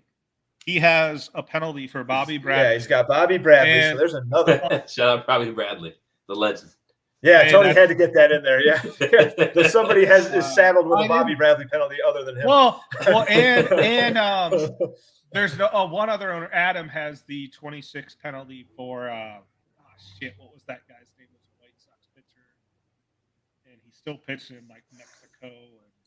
I don't know who that. But Adam signed a 26 guy, and he has a penalty. We'll get there in NLEs. Yeah, but that's like we see now that the Mariners are bumping up against the cap. They're going to have cuts to make. He's got kind of funny cuts to make because he's got guys under contract. So he's got to take penalties. He's got to eat future space. He's got to make some difficult moves now. Whereas the Mets have nobody, are going into the auction with all of the money that you would want, but not necessarily maybe the auction you want to be doing that with. It's a really interesting like opposite poles that we had in the ABL with Seth giving long deals to guys that maybe don't deserve them, and Dwight giving no deals to anybody and trying to clean slate it. And then, of course, he leaves the league, and it's a new guy taking over a team that might feel empty when he goes into the auction, but then he's got 29 other teams that are pretty well set already in relation to the Mets, of course. Yeah, but that's so much work in the auction. Can you scroll down? Yeah, it's a lot. It's a lot. Can you scroll down to Seth's picks real quick?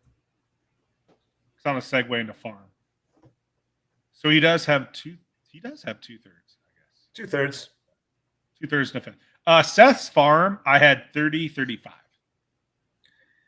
I got the M's farm. I also had the M's farm at 30-35. Actually, that is like the only time we've been exactly on point. Okay, well, I went 25-25. I see no future. I see no present. I know. I agree with you. There's like I went through and I was I don't have Prospects Live like you guys do more, but I have a different service, Baseball Prospectus, where you could type in a guy's name, and like I was typing in name after name, and none of them hit the top 500. Pretty much what I was doing with him as well. Yeah, and it's just and I don't like Seth's a good guy. We made a trade today, but I get he did go all in on year one, and he is very much a win now owner. I know really the 35 for me is because of Whitley, like because of still that little bit of shine still on Whitley, if it exists, is what gets the Mariners to a 35. Whitley is kind of prototypical tin staff, though. That's why you say it. Yeah, absolutely, right? Absolutely. Like there's maybe that small bit left. It's like Hunter Brown has now eclipsed him as the Astros pitching kid, and Whitley is almost an afterthought. And like if you were going to do a minors draft right now, Whitley would be nowhere near what he was, even just coming off of TJ. Guys were probably still higher on him than they are now. But just that little bit of potential gets the M's up to at least a 35 for me. I thought I was going to be the down guy, but nice to see Cal coming in. Cal, I would have went 20, but I just didn't see Fangraphs. 20 means no one's ranked. It means 20 means like that's pretty bad. No, I went like you have no minor leaguers. Yeah. I went 2080 for Sam for shock value, but I only saw I only saw 30 was the lowest that Fangraphs explained to me for ranking. Like they didn't even explain. Yeah, I saw that. I had seen that, but like I know it's 2080, but I get Fangraphs only went down to 30. Yeah, it's like this 2080 scale, but if you're bad enough to be a 20, you don't get ranked, so it's not really 20. It's like 30 to 80, and if you're good enough to be an 80, you're probably already like very well known. It's a fair point. It's hard to see either. So I I had the hitting 55-55. I think we said we covered that with Cal, right? You had their hitting what 65 or something. Like so 60 to 50. But you had it as goes down 60 now because 50 because you could see the future value drop. Yes. Potential does not always mean good. So yes, I went reverse. I for pitching had 45-45. I had 40-40. We're probably about thinking the I went same 50-50. Like it's as good as it gets, but it's not bad. Yeah, I think it's about as good as it gets. I mean, it's fine. It's like Merrill Kelly's fine. Suarez. I think 50 is kind of generous, but he's got a few 10, 11, 12 point per game guys, but you're relying on Suarez to do that. You're relying on Winder to he was more of an injury fill-in last year, I think, with the Twins. If they get a healthy Maeda back at any point, they get a healthy Molly. Dude, do you know how much pressure is going to be on the Twins to spend for a pitcher after this perennial? Who's out there? They're going to have for them to. But they're going to. I just think that the fan base is going to put pressure on them to spend.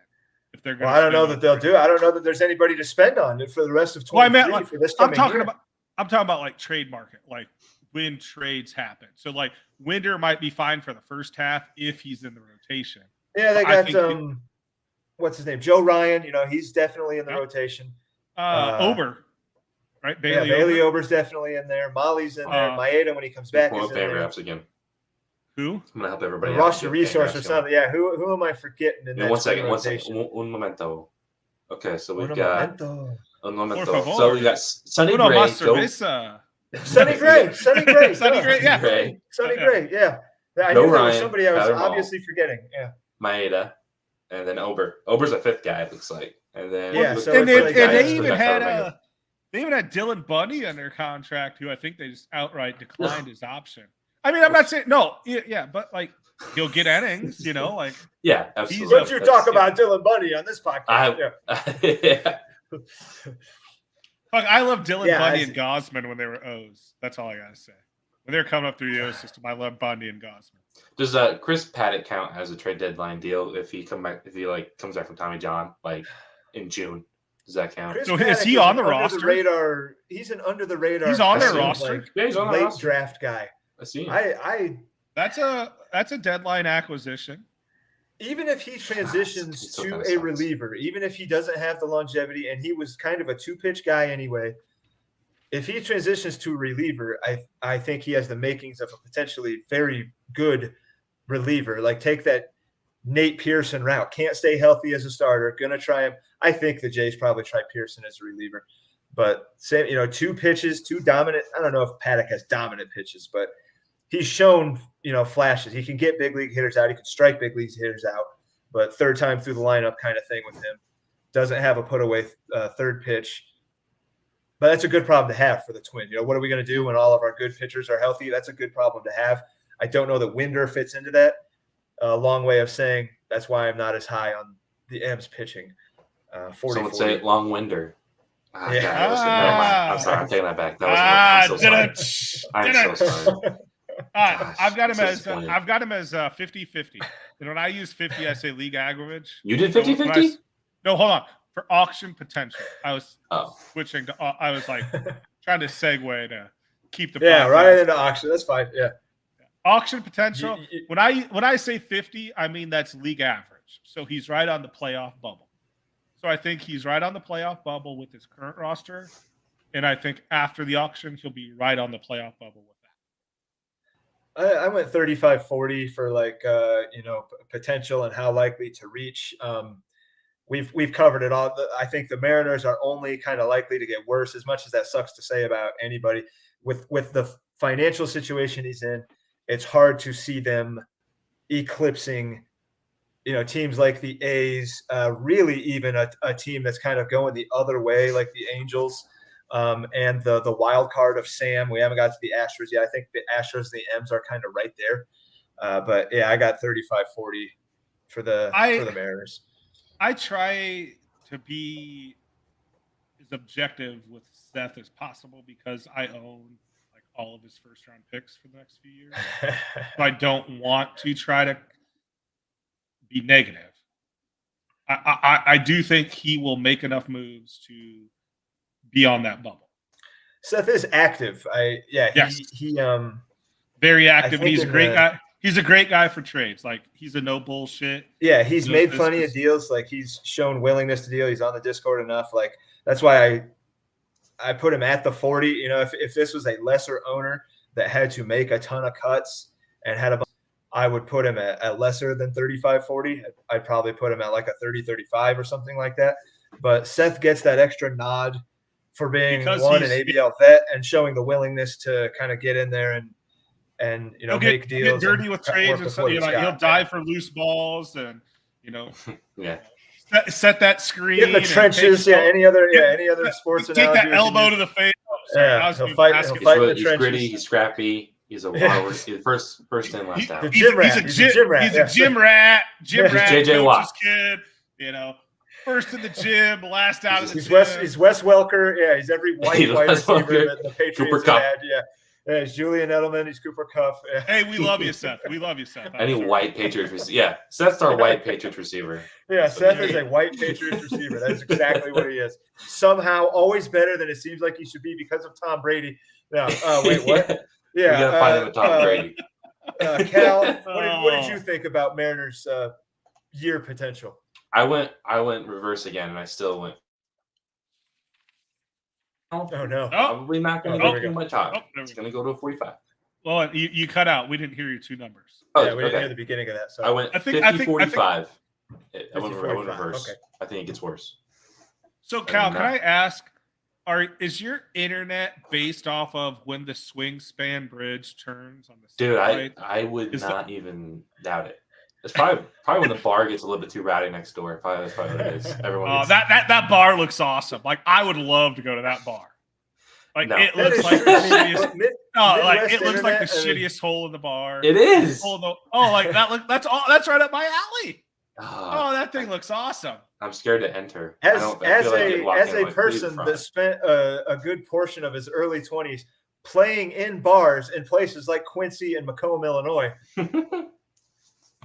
you've got my heart right here. I mean, Dude, you know what we should do? Yes. I bet we can rent out the Nyota bar for ABL. It would not take much. It would. I bet you. We would. I bet you Slip they the guy pay up. $50.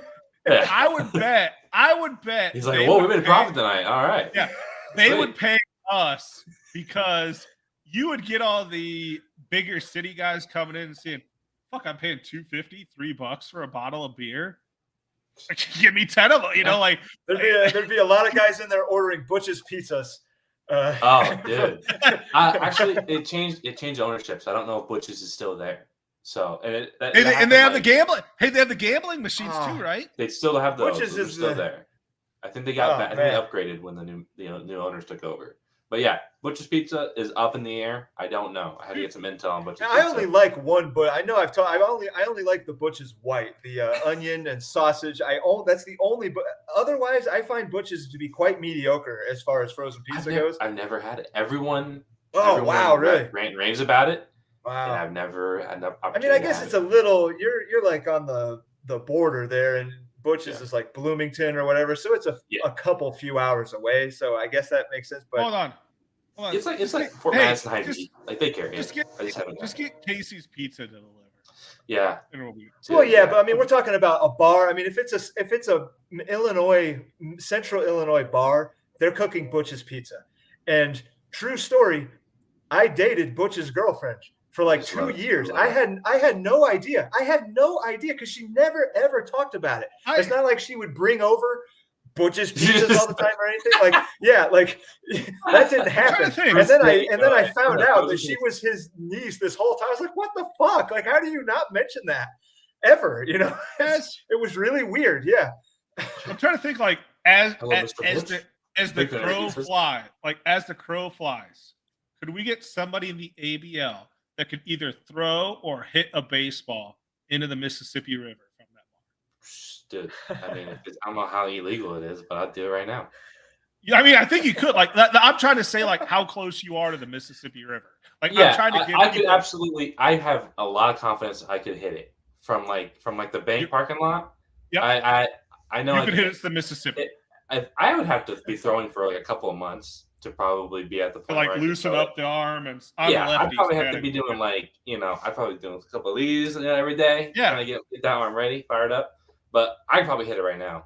But you could say believe. someone in the ABL, and you're saying you, but we could guarantee lock in someone in the ABL could go from where you live to the Mississippi River.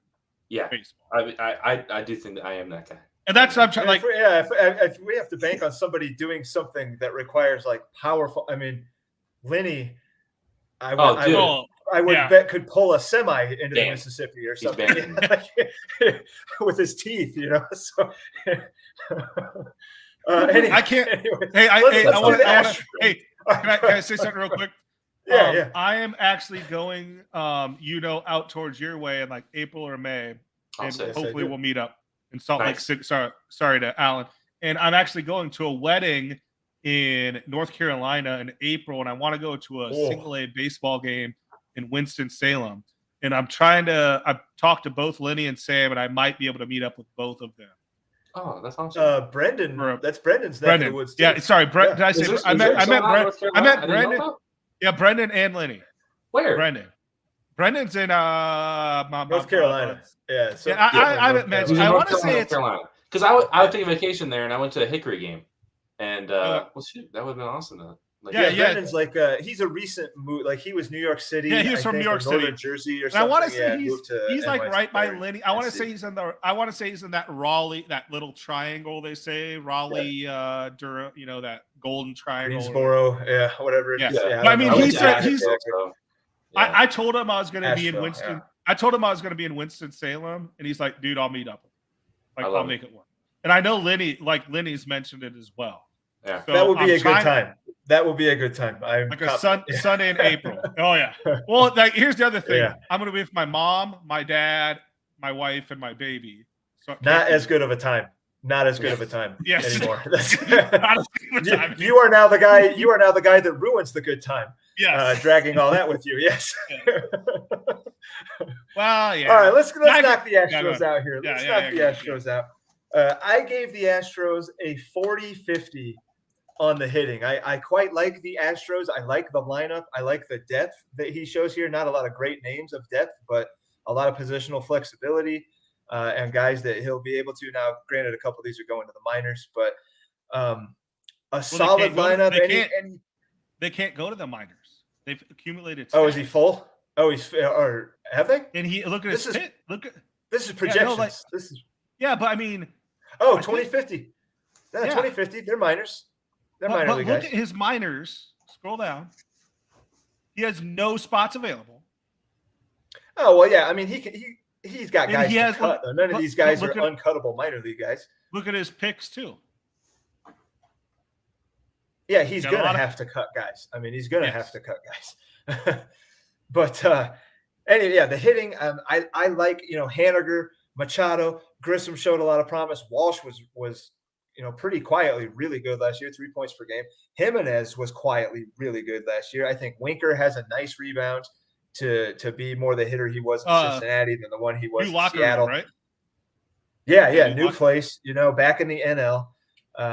I quite like the Astro lineup. I don't think it's quite where it can be yet. Obviously, he's missing a catcher. He's got a utility spot to fill, but I gave him 40-50. I have no idea. I don't know where his numbers are going to end up. I think he's in a slightly little bit better situation than Sam with contracts and what he can get. God, those trains are awesome. Yeah, those trains. Yeah, I'm so sorry. I'm not really. That's great. I love it. I love it. That's Americana right there. Americana. Like an old St. Paul Saints game. Absolutely. It's awesome. I think he's going to keep Machado, obviously. Oh, yeah. I don't think he has this. Now I can hear it every single time now. It almost sounds like church bells going off. Like, I almost think it was like, because it's 8 o'clock or like 9 o'clock for you. It's it's church bells. No, it's trains. All right. So who's ranking what? Cal, you Astros hitting. What do you think? Okay. So I had them pegged for 55-55. I don't know if it does not get better in my opinion. It's not bad, but it does not get better. Some notes I don't had think here it was can like, get worse. Though. I really don't think it can get worse. yeah, I don't think it get worse. Yeah, because It's the gonna be thing is, obvious he cuts. has enough potential for it to get Yep. better, but I don't know if that will be realized, especially with what he has to fill. Because right now he's at 284 post inflation. If he comes cold, like 228, so that's probably his biggest. That's his where biggest his handcuff right now. But he'll have the 21 pitching. active players going into the auction, and the thing is, he still has to have a starting catcher that he has to fill with that extra money, and the market's pretty weak. Like, you don't have to fill a starting catcher in the auction. You can get a dollar guy. That's true. You definitely could do that, but I mean, like he has to it's spend probably a the buck, most reasonable at way. least. Like, True, yeah. that's true. I mean, let's just say he was going to. It's not. There's not really that. A league average catcher is kind of hard to find in the auction. Oh yeah. Right? So if there was one position that I would want to have my options open for, probably like catcher I'd want to have filled. So yeah, that's kind of a tough one to and I guess, and what do you know? It says the guy that has Adley locked up. Yeah. It says, and like, see, I'm completely opposite. I will always punt catcher. Always. Unless you have Adley Rutschman. And then, I would agree with you if I did not have Adley Rutschman. I would say I'm the punt. Go ahead. Or Muto. C1. Tyler Stevenson. Tyler. Healthy Tyler Stevenson. Yes. First base eligibility? Yes. Catcher eligibility? Yes. Might be the next guy at 400. We don't know. Oh, yeah. 350, 370 OBP? Yes.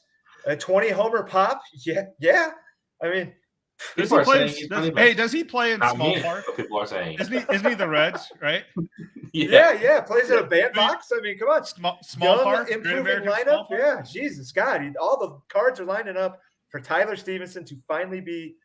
I think he probably was going to do it last year, but he got hurt, so we can't. There's no bother extrapolating his numbers or anything. Like probably like going to be like $7. I don't know. Yeah, $7. $7. So could you make the case that you'd rather obviously have him than Varsho? Than Varsho? I like him more than Varsho anyway. Yeah. So yes. But because of Adley. Because there's a Varsho. No, I'm Varsho's 20, but oh my word, yes. He doesn't squat behind the plate. He plays center and he plays right. Yeah. And does he play left too? Does he play all three outfield spots?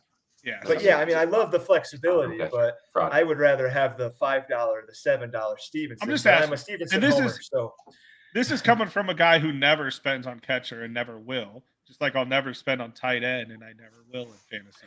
Travis Kelce. This was the year to do that. In every freaking position like that, though. Like there's a Kelce, there's a Muto. But if you don't get that. If you don't get that guy, if you don't get the top 2 or 3 guy, this year it was just the one. It was just Kelce. I mean, Kelce.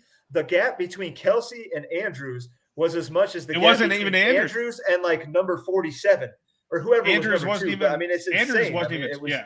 Yeah, catcher's pretty similar along those lines. So yeah, I mean, I mean, they don't have like a 1-1. There's more like a 1 through 3, like 1 through 3 probably. But that are interchangeable. Yeah, exactly. So hey, I just want to say this right now because I had to fact check it, and this is my little bit of football. Andrews was not 2, and Andrews was not 3. Andrews was 4. 2 and 3 were filled by University of Iowa tight ends.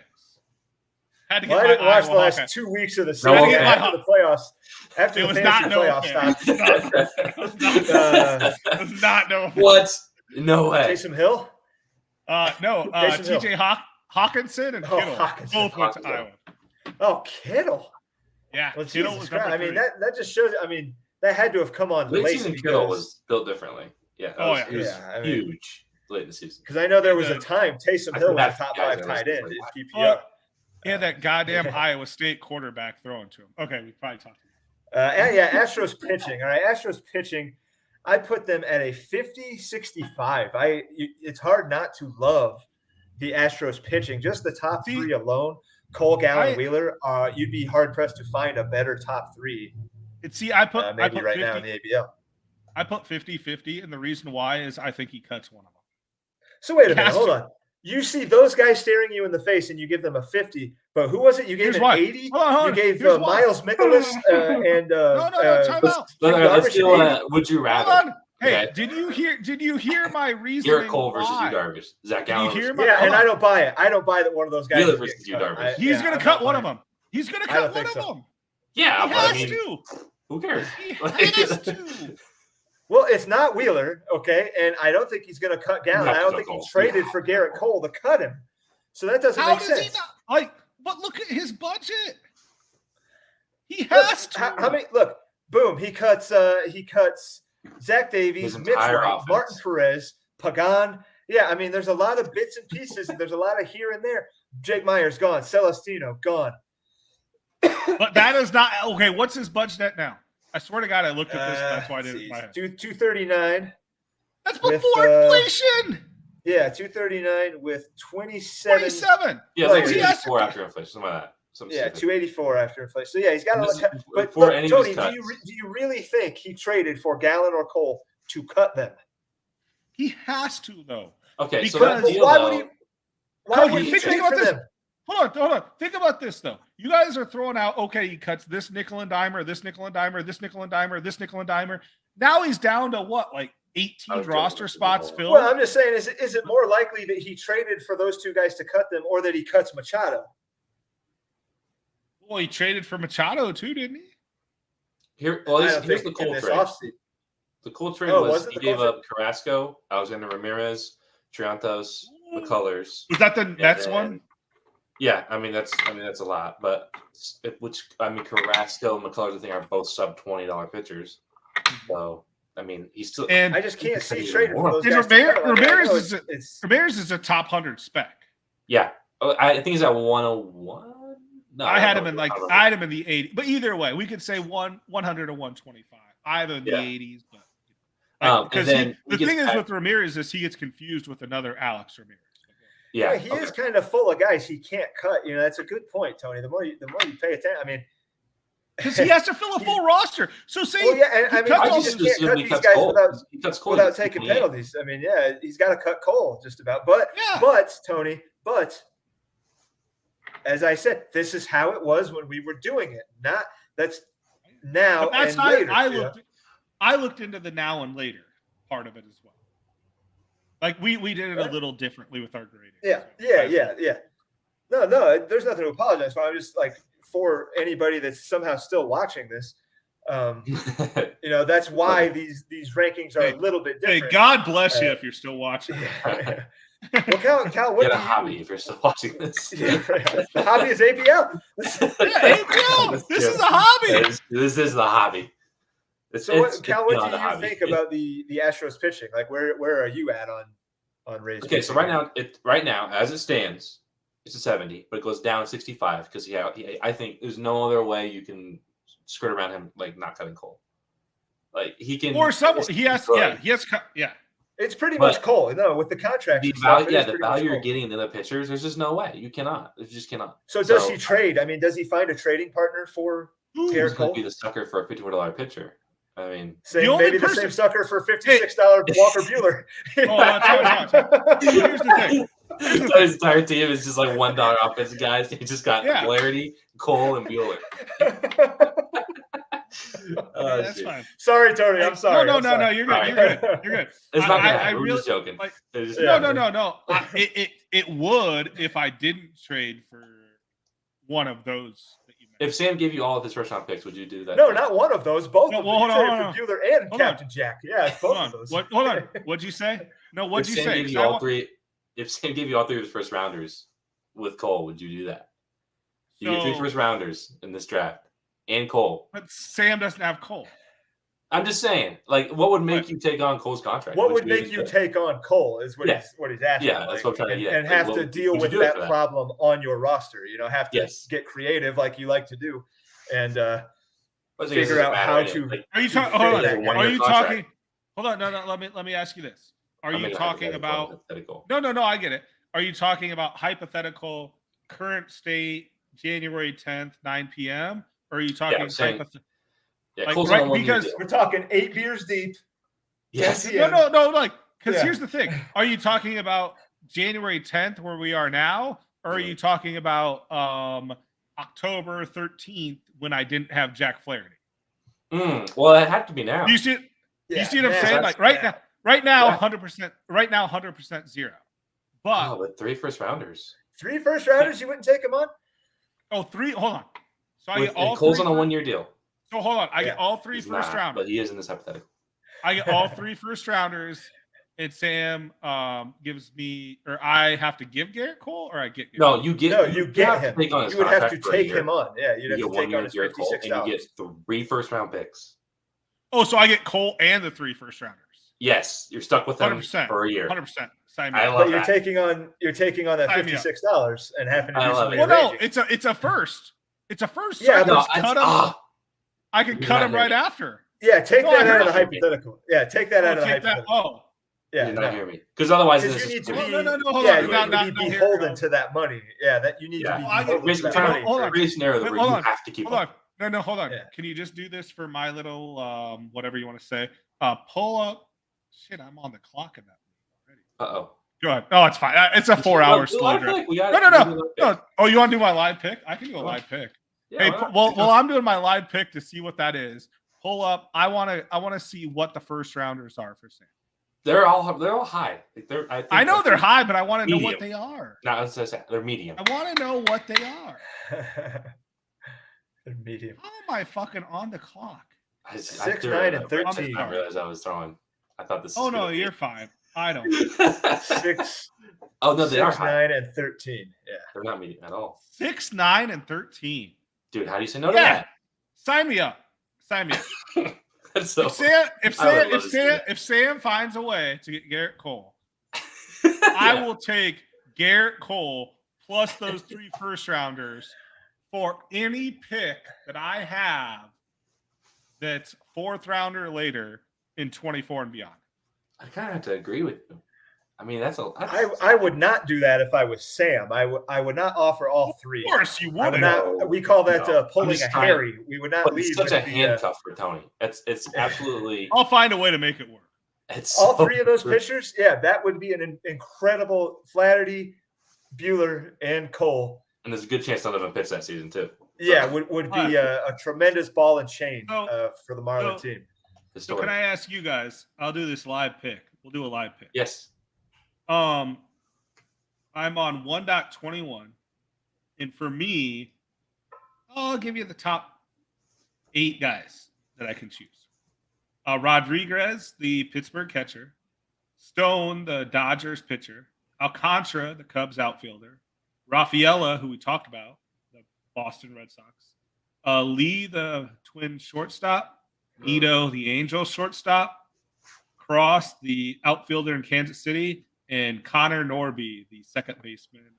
I feel like being at pick 5 and a lot of these guys being around the pick 5 area, I might have to. Hold on, pick 5? No, I'm pick. No, I'm saying I and the FYPD have the 5th pick, and a few of those guys you mentioned are in that pick range. So I feel like I'm kind of outing myself if I say who I like and don't like. Well, one of them's I can guarantee you. I know one of those is not available. I think it's great. I know Norby's not available. And Rafaela is owned. I rank them. I would go Rafaela, Alcantara, and Norby. I think would be my ranking there. You said Alcantara first, right? Yeah. Rafaela first, and then Alcantara, and then. I would just go Rafaela. That's you could interchange them since you're a Cubs guy. Alcantara, sure, but I think Rafaela's the better prospect, and he's got better eligibility right now on tracks. I've got Rafaela at 54. Damn it, Alcantara. At 53, and Norby at 67. And Trax has their eligibility in this draft as Alcantara's right field. Rafaela is shortstop and center. Oh. And Norby's audio back real quick.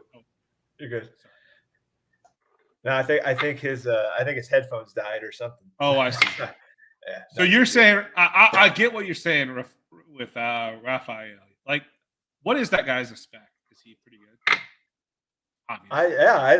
He's got some shine for sure. He's not a top 10 or anything, but of all the guys you listed, those are the only 3 I would consider taking there of that group, and that's how I would rank them. That's how I think Alcantara and Rafaela are probably somewhat interchangeable, like your ranking said, 53, 54. But I nod Rafaela just because, if nothing else, the positional eligibility.